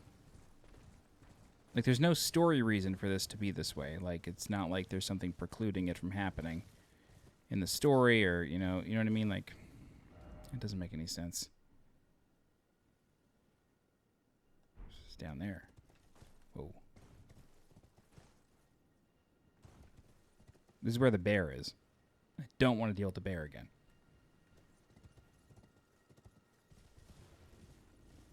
Well, I don't always get my wish, I guess.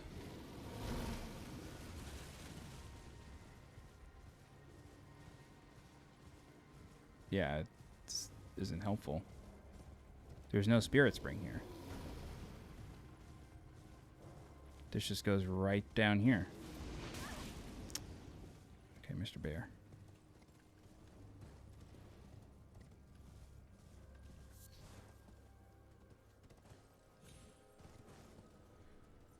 Man, that is weird.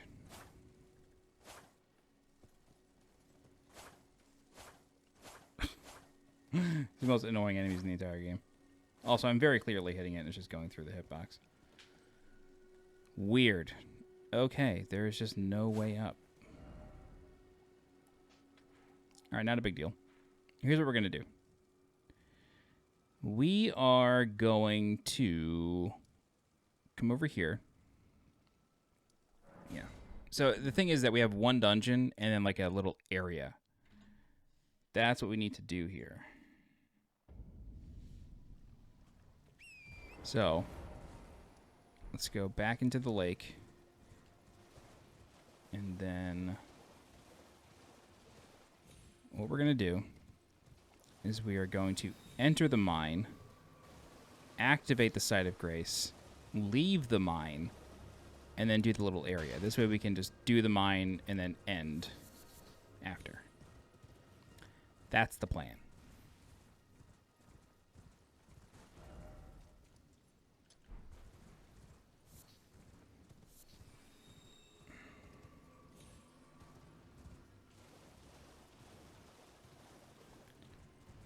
Because there is a spirit spring to get up to where I want it to go. Or in that general area. I know that for a fact. Because it's actually how you drop the Mausoleum.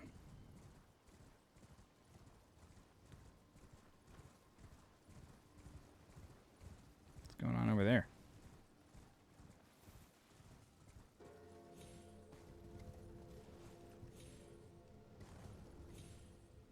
What's going on, jellyfish?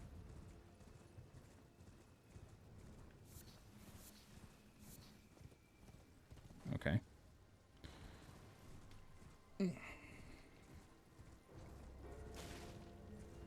Alrighty.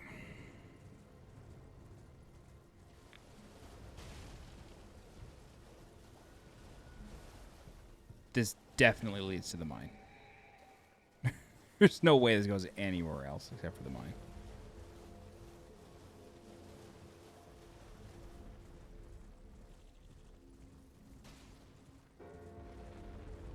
Yeah.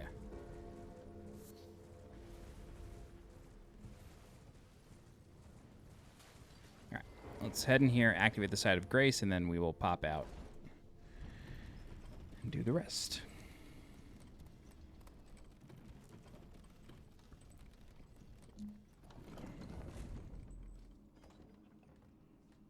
Where's the Site of Grace? Oh, there it is. The Raya Lucaria Crystal Tunnel. I like the way EG speaks. Whatever accent that is cool.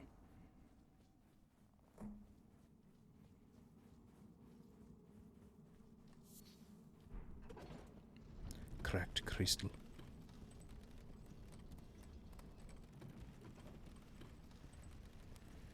Okay. I'm actually going to send this back down for my future self. Okay. Alright, let's drop the Mausoleum. The way to do that is actually pretty interesting. It's not... it's more of a puzzle than anything. So there is going to be a spirit spring right here. So what we're going to do is we're going to wait for the Mausoleum to get a little bit closer, and then we're just going to use the Spirit Spring and jump on top of it.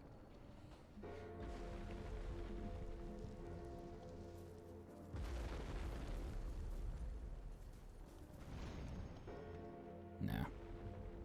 Nowhere close. Oh my god, we made it. Wow, that was shocking. First try, that saved me a lot of time. I thought I was going to have to sit there for a while.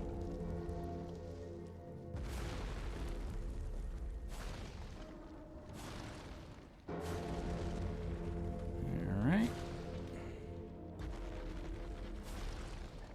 That should do it. So it's really cool. See this whole procession of these ghostly enemies? They're protecting the Mausoleum. But when the Mausoleum drops, they all die.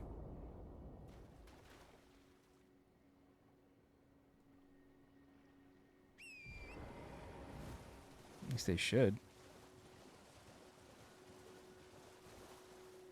That's weird. They should 100% be dead.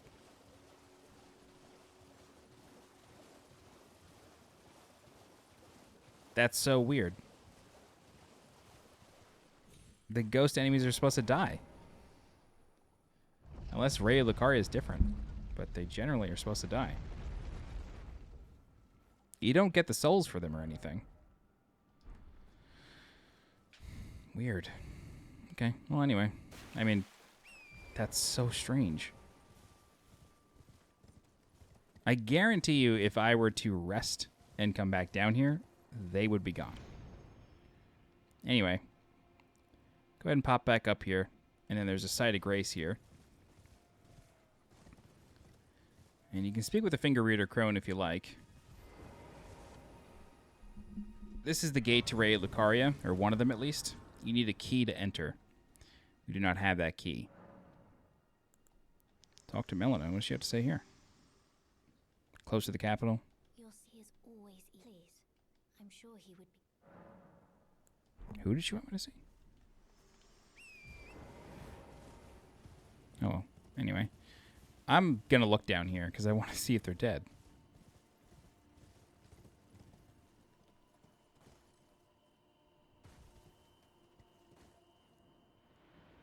Yeah, they're 100% dead. What the hell was that? Oh my god. I'm losing it over here.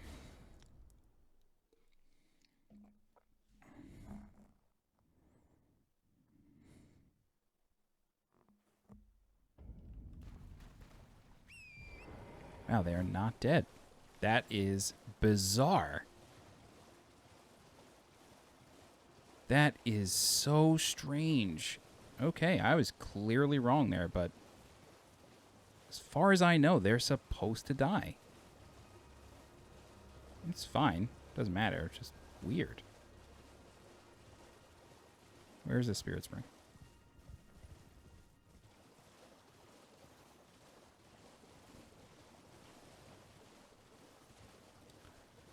Oh, come on. Where is it? Is it over here?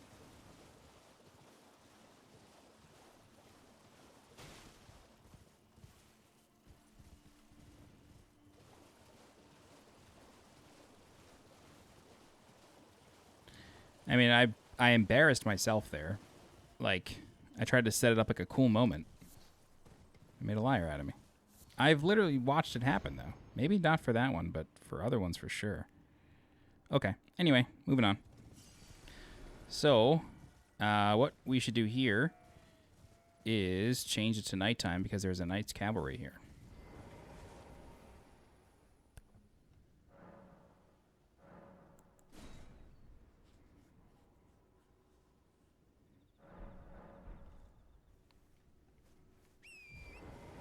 Oh, Bach. Hello. I didn't know he came here. Bach, this seems ready to make a... Oh. That's funny. Never knew he showed up there. Okay, so the Knight's Cavalry is here on Bellum Highway.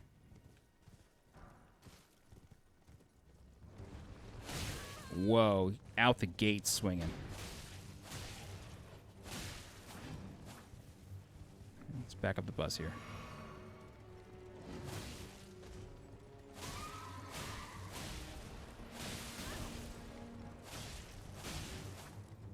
I feel like we're actually going to get an execute on this guy pretty early.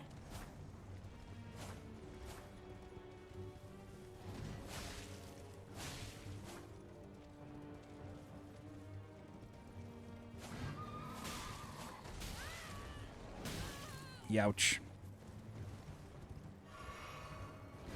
Ooh. Big yikes.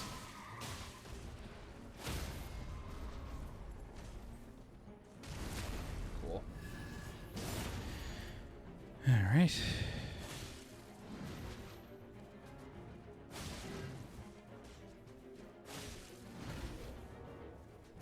Cool sound on that. Buddy. Why do you get the cool summon? I need Torrent DLC so I could summon like these guys.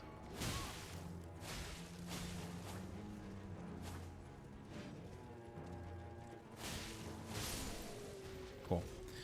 Another Knight's Cavalry down. Get the Ash of War, Giant Hunt, and the Knight Rider Glaive. Alright, up here. Yeah, I don't know why I'm bothering killing him. On the other side of this, though, is Bellum Church. Bellum Church is the next location of our friend Hyetta. Alright. So Hyetta is looking for yet another Shabriri grape. This time, though, she's looking for a Fingerprint grape. Very specific grape. We do not have one, though. However, we will get one in just a moment. All right, so before we do the mine, this is like the last thing we got to do here.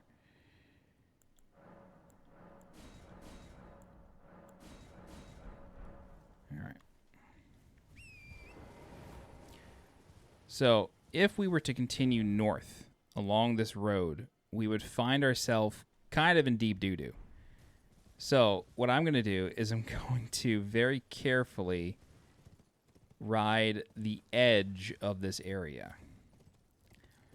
The reason we'd find ourselves in deep doo-doo is because this is the Grand Lift of Dectus. The Grand Lift of Dectus, if you have both halves of the Dectus medallion, will take you to Altus Plateau. However, we do not have both halves. We only have one half for now because we have not yet done anything in Caelid. But that doesn't mean that we can't still reach the Grand Lift and at least activate the Site of Grace. So that's what we're doing now. Really cool area. I feel like your first time here, it's... My eyes are welling up now. Like, I don't know why I get so emotional about video games sometimes. I mean, I know why, but... it was just very important to me. But the scale of this lift and the scale of this building is just awesome. Like, awesome. Okay. So, yeah, like I said, we do not have the second half of the medallion. What does this ghost say? Does he give us a hint? It's there somewhere, another path leading back to the foot of the Erdtree, an ancient tunnel. He's literally looking at this. That's funny. Giving you a nice hint. Okay, cool. So that's not the thing we need to do, but I just like having that active. The thing we need to do is to come over this side, and we need to begin climbing. Why is it so dark? Need to begin climbing this hill. That was weird. That was OD dark. I think it still had the cave lighting enabled. All right, so this tower right here is the Tower of Saruman. This thing is the Eye of Saruman. You need to use the cover like it's Bloodborne because this tower has an Eye of Frenzy. All right.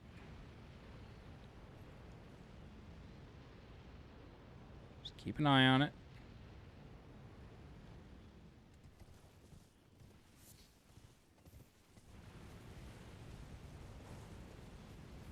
Oh no. Not far enough.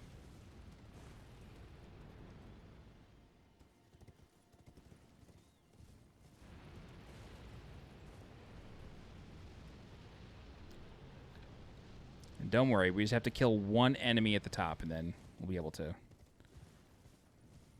stop worrying about it. But it is heavily guarded by rats. Heavily with a capital H. Heavily with a capital heavy.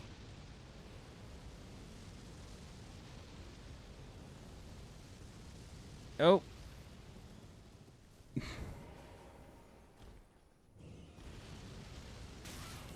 Shit. I might be dead.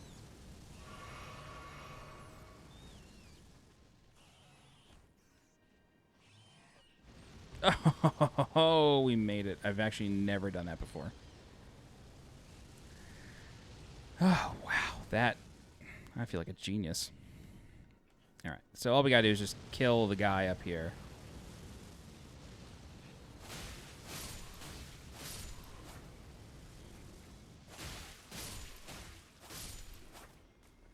That's it. That puts an end to that. Alright. Don't forget to loot this chest. The Howl of Shabriri Incantation. It's a Frenzy Flame Incantation. Incantation originating from the maddening 3 fingers, not the 2 fingers, the 3 fingers. Releases a maddening shriek that causes madness buildup in foes nearby. This incantation also causes madness buildup in the caster and makes enemies more likely to target them. It is said that the sickness of the Flame of Frenzy began with Shabriri, the most reviled man in all of history. Okay. Cool, so that skips the rats, which is great. And that's part 1. And over here is part 2. So this is Frenzy Flame Village. There is a Site of Grace over here, though, that I really want to get. Where is it? There it is.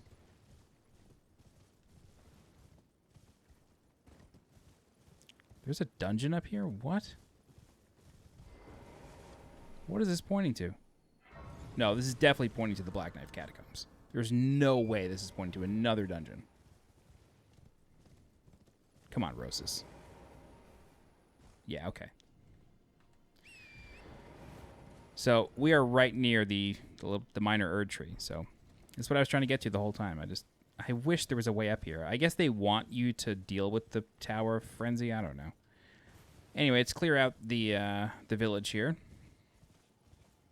Gotta be careful though, because there's some interesting things going on here. Back here we got the Lord of Frenzied Flame. It's a note.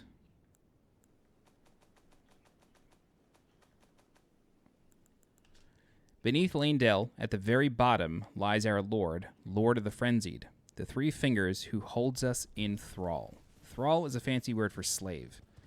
So it seems like the 3 fingers is maybe enslaving some people or doing something untowards to some folks. Oh boy. Yeah, so Frenzy Flame people are a lot of fun. They've got some cool abilities.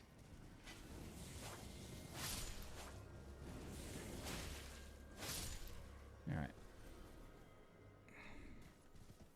But they're not the only ones here.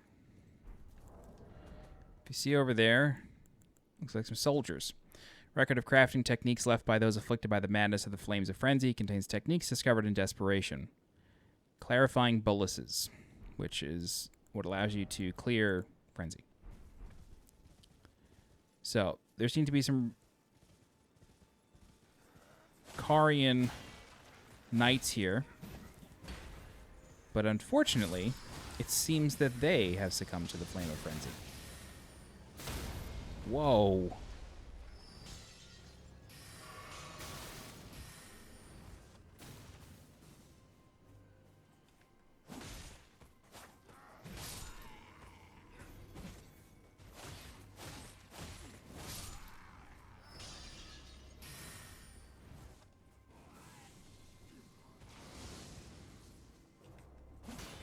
So something clearly happened while they were here.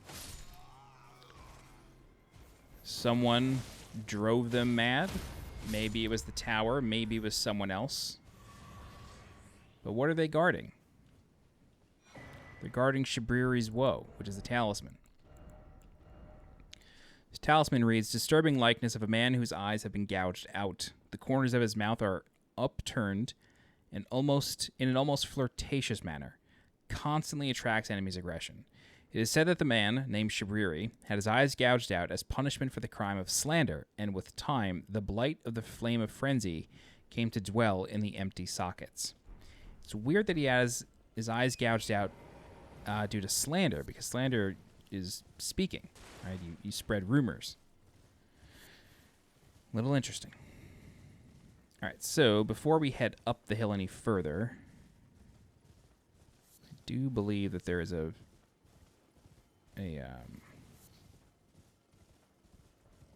it's on the other side. Yeah, I can hear it. There's a crystal scarab.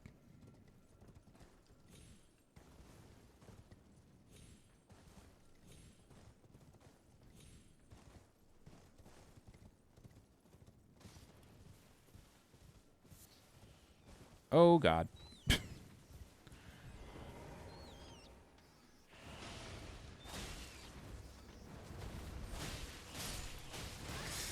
Yeah, these rats build frenzy. Luckily, my blade builds bleed.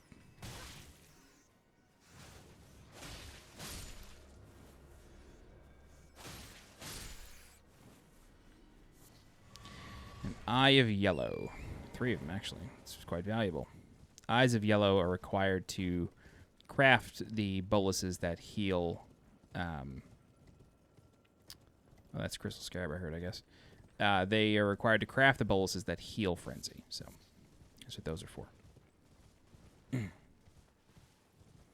Alright, back into the village. I am specifically looking for something that I haven't actually found before myself. But I know it's here. It's an incantation. And I believe it is held on a Crystal Scarab. I could be wrong, though.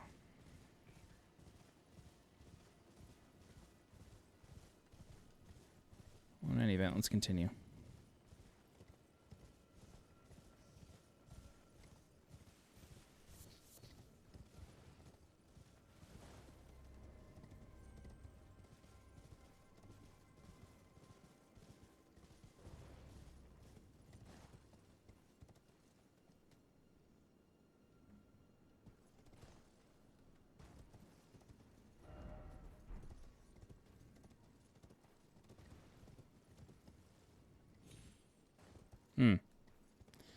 I don't know. I feel like I read that it's here. Maybe I'm wrong.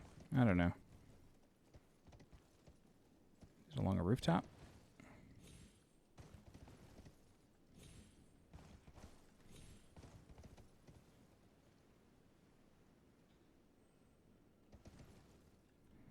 Oh well. Whatever. Let's continue. Video's getting long. It's been long, but it's getting there. All right. As we approach, we're going to get invaded. Is it over here? Yes, it is. This is what I was looking for. No, it's not. God damn it.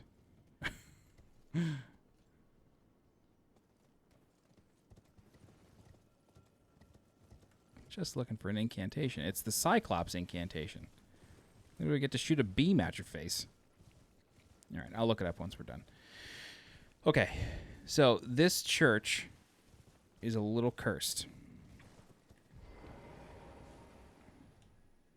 Ah, Lord Vyke, it seems that you were no lord after all. Then where is he, our true lord, our lord of frenzied flame? We beg of you, incinerate all that divides and distinguishes. Make chaos take the world.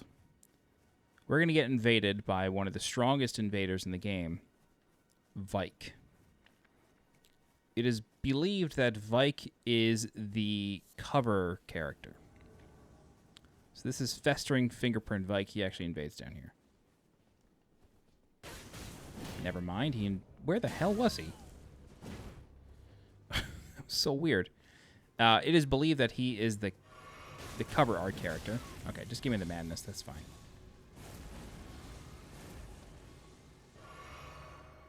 All right, let's go to work. He's really hard. Yeah, he's got this spear. He likes to use it. That's what I'm talking about, man. Where is that incantation? I still haven't found it even for myself.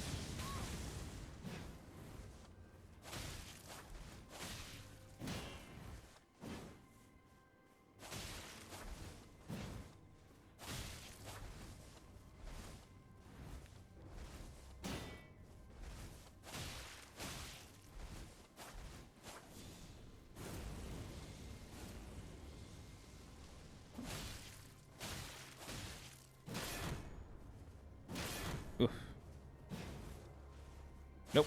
Ah, come on. I was hoping to do it before you got it off. Yeah. My turn to drink, pal. Anyway.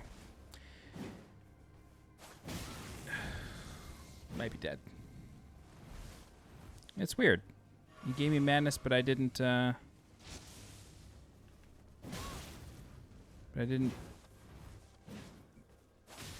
frenzy flame didn't come out of my eyes.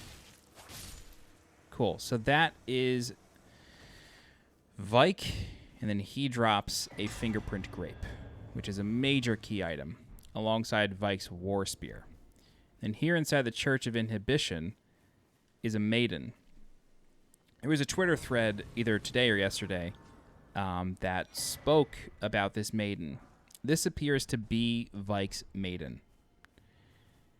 Vyke very likely went mad while attempting to become a lord, and was probably tempted by the three fingers, or the madness of the flame. So unfortunately, it seems that he killed his own maiden, which isn't good. Not good at all. All right. I guess this is like the only place I haven't checked for this incantation is over here, but I feel like I kind of did. That's it.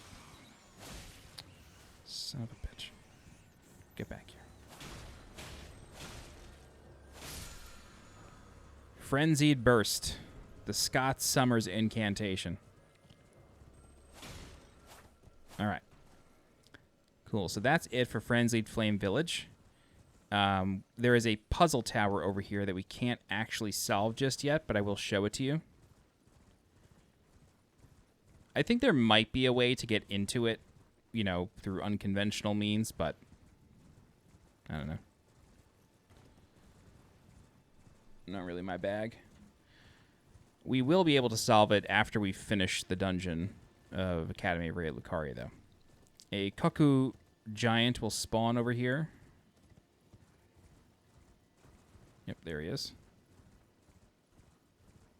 So it's possible that this is maybe a friend of Bolse, the one that we killed inside the Everjail. Possible.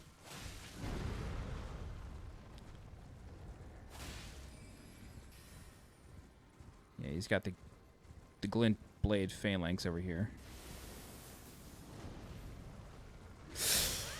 Yikes. That was close.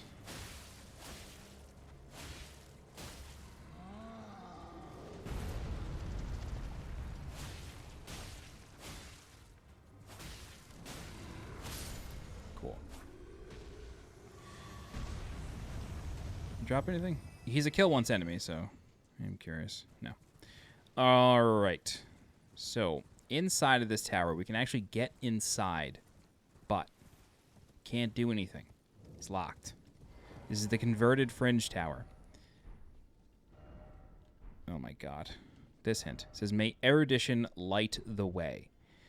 Now, a lot of these hints will tell you exactly what the solution is. Armor required, then gesturing required. You need to have a glintstone crown. There are several which are guaranteed drops within the dungeon of Academy of Raya Lucaria. You need to use the erudition emote in combination with wearing one of those crowns, and then the seal will open. I will tell you right now, it took me I think, over maybe like 10 days to figure that out. Well, maybe like 7 days. Let's warp back to the mine and finish this thing. So, I had the game early. I got here maybe day 3, and it took probably like a week after that to figure it out. And the major reason why it took so long... Wait, no. I want to go back up for the other items. The major reason why it took so long is... like nobody else playing. And I spoke with a few folks who were reviewing the game. They're like, nope, never figured it out, never figured it out, never figured it out. And then when I uploaded the guide for the converted tower, the other one in Liurnia, there was somebody in my comments. I hate that I can't think of his name. But this person said, like, oh, I figured it out. Like, I just used the gesture here. Okay, so clearly it's the gesture, but why isn't it opening for me? And then someone left a hint on the ground saying, like, try gesture, but that person was wearing a glintstone crown. So it was like a combination of that person who left a comment and, yeah, the person who left the hint. All right, so back here in the mine.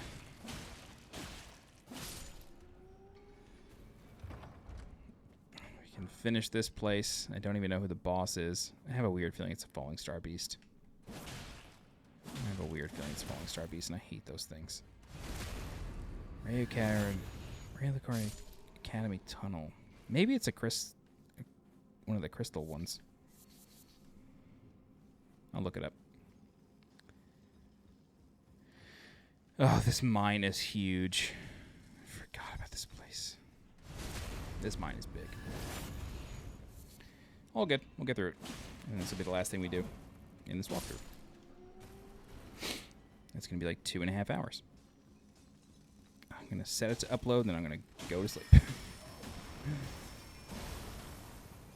funny, I thought I had something to do in the morning. Then I realized I have something to do Sunday morning. And I was like, oh, I guess I'll just stay up and record some guides. 5 hours later.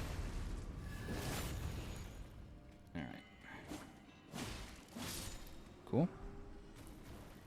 Level 2 smithing stones. I need level 3s, man. Where are my 3s?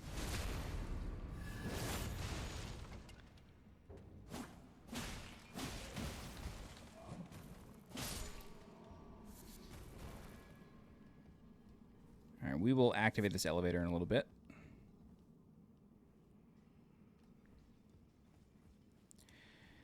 In the closed network test, somebody discovered that if you jump onto elevators, you don't actually die. Like, if you jump down elevator shafts, you don't actually die till you hit the bottom.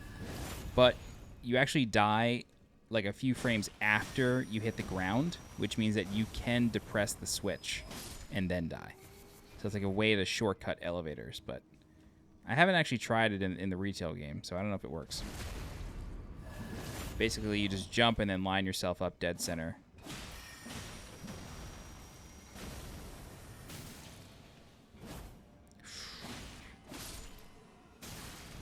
Buddy. Who told you to eat my cookies?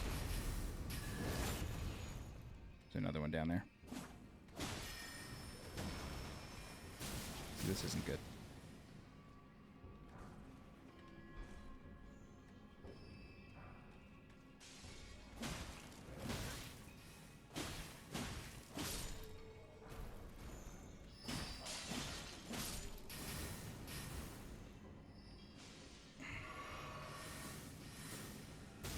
Ow.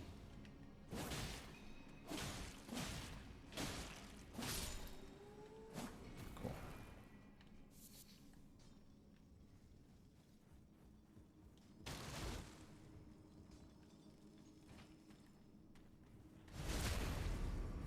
I do like that these guys mainly mind their own business. Or mostly mind their own business. Like, while they're digging on the walls and stuff, you could be killing their buddies. They don't really care. They're here to work.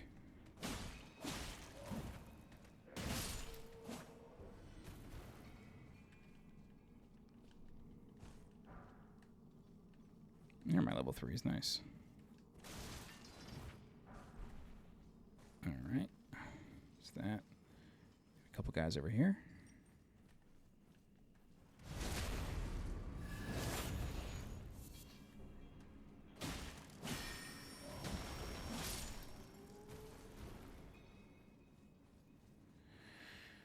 All right.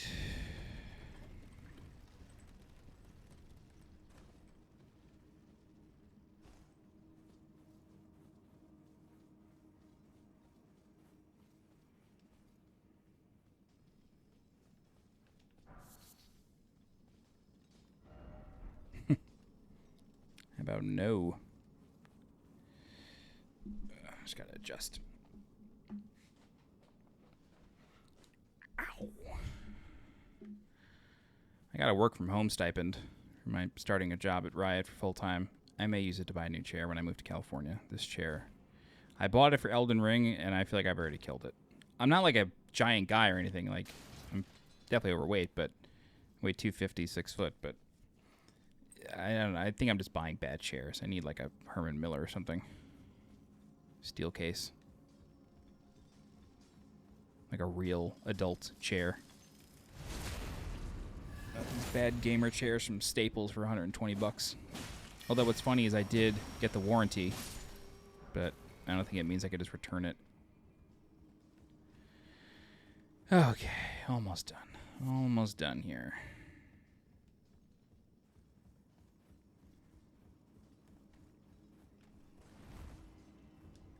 Nice. Yeah, I'm just fishing backstabs. I'm trying to kill these guys with the quickness. Oh my god, it's 4:41 in the morning. Thank God all I have to do tomorrow is go to dinner for my friend's birthday. Go down. Nice. Kill this guy. You can activate the elevator. Very good. Okay. Who is the boss of this dungeon? Well, yeah, there's marionettes here.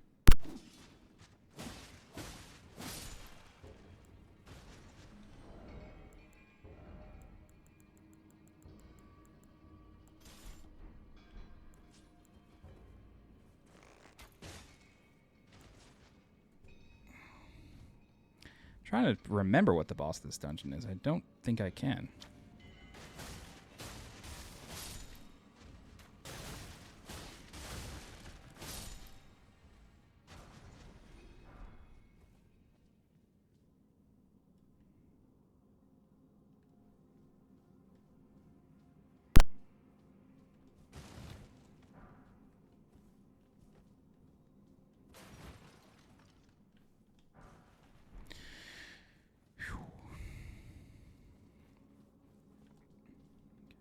I know there's a marionette to the right or the left here.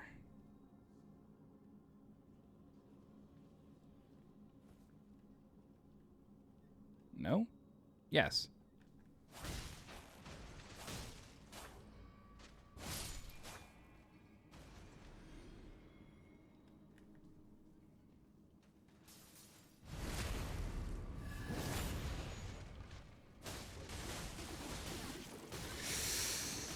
Oh my god. Whew. Yikes. That was close. The crystal knife.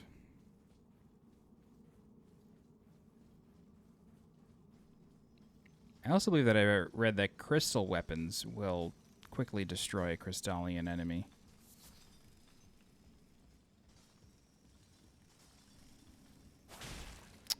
Wasn't two-handing.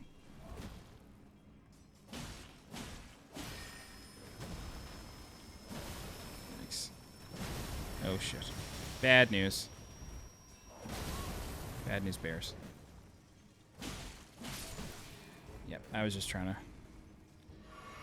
kill one. Oh, this guy has a lot of health. What's up with him?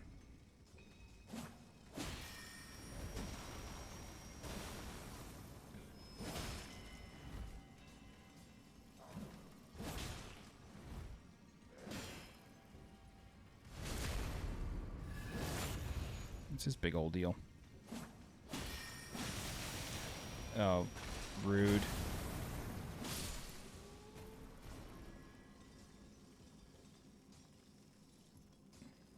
And that guy runs.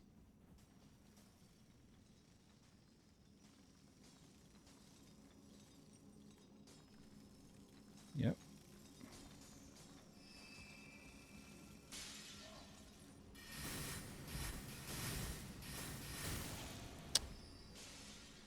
Son of a bitch.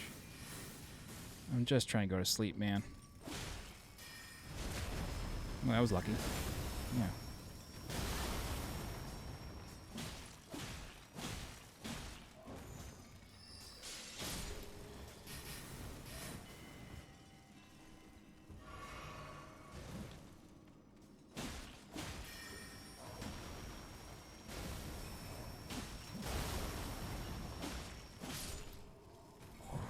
Jesus, man.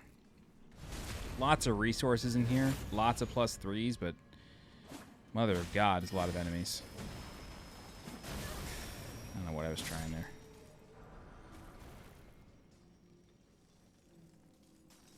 Yeah, this place is like the jackpot of level 3s. I mean, they really make you work for it, though.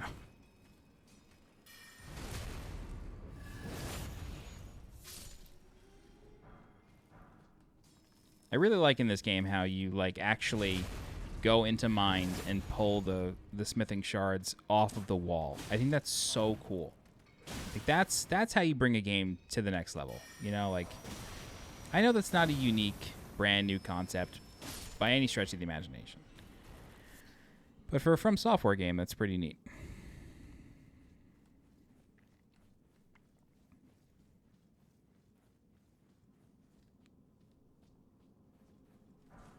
Shatter Earth. Nice. Okay, oh, there's more on there. Although I never use these things. I don't even know what a cracked crystal is used for. Okay, what do we got?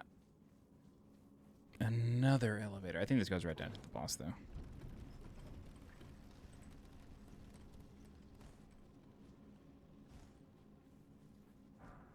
Level 3 Somber. Nice.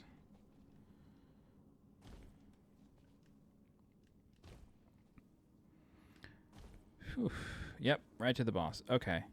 I'm going to quickly look up what this boss is just because I want to not mess this up.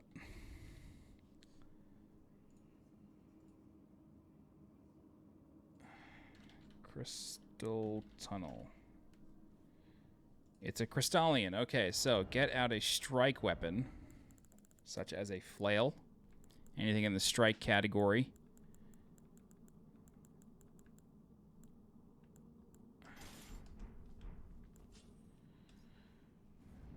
Luckily, it's a 1v1, and this one is a sickle, which is cool. Or a chakram, like a Xena warrior princess. Alright, so strike weapons will allow you to just deal regular damage to the boss without having to crack the shell. It also makes it so your weapon doesn't just bounce off the boss.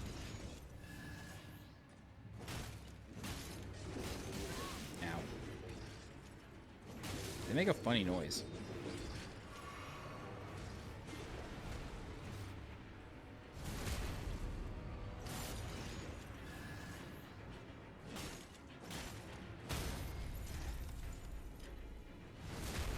All right.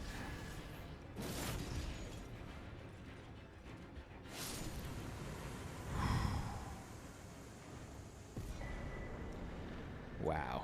And you get Smithing Stone Miner's Bell Bearing level 1, which gives you access to Smithing Stone 1, 2, and Glintstone Scrap. Let's get the hell out of here and end this 2.5-hour walkthrough. This was crazy. This was super long. Okay. Liurnia of the Lakes is done, with the exception of this right here. So, in the next walkthrough, I think what we're going to do is we are going to go through... I think we're going to do Carian Manor. Carian Manor is going to be hard, but I think it's worth doing. I want to wait on doing Ainsel Riverwell. There's not much down there that's like super important.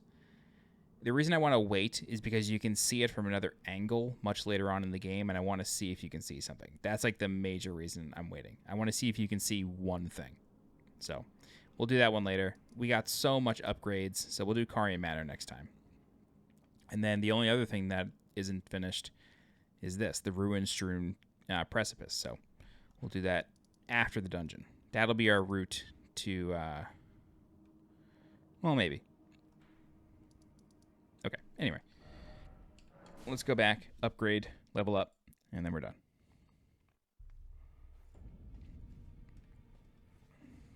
We should be able to get pretty high now that we've got level 3s.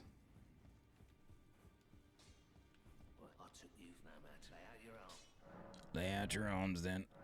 9, 10. Okay, cool.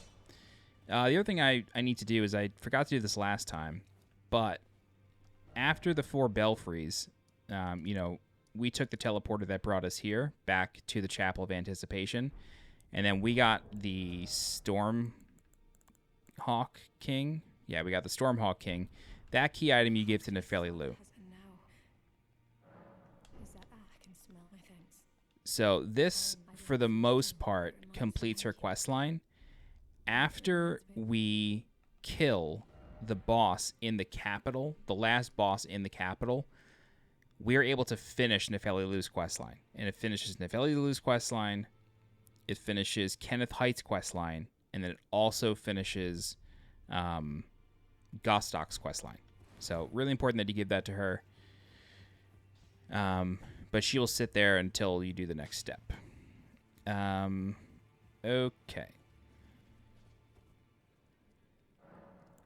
Level up.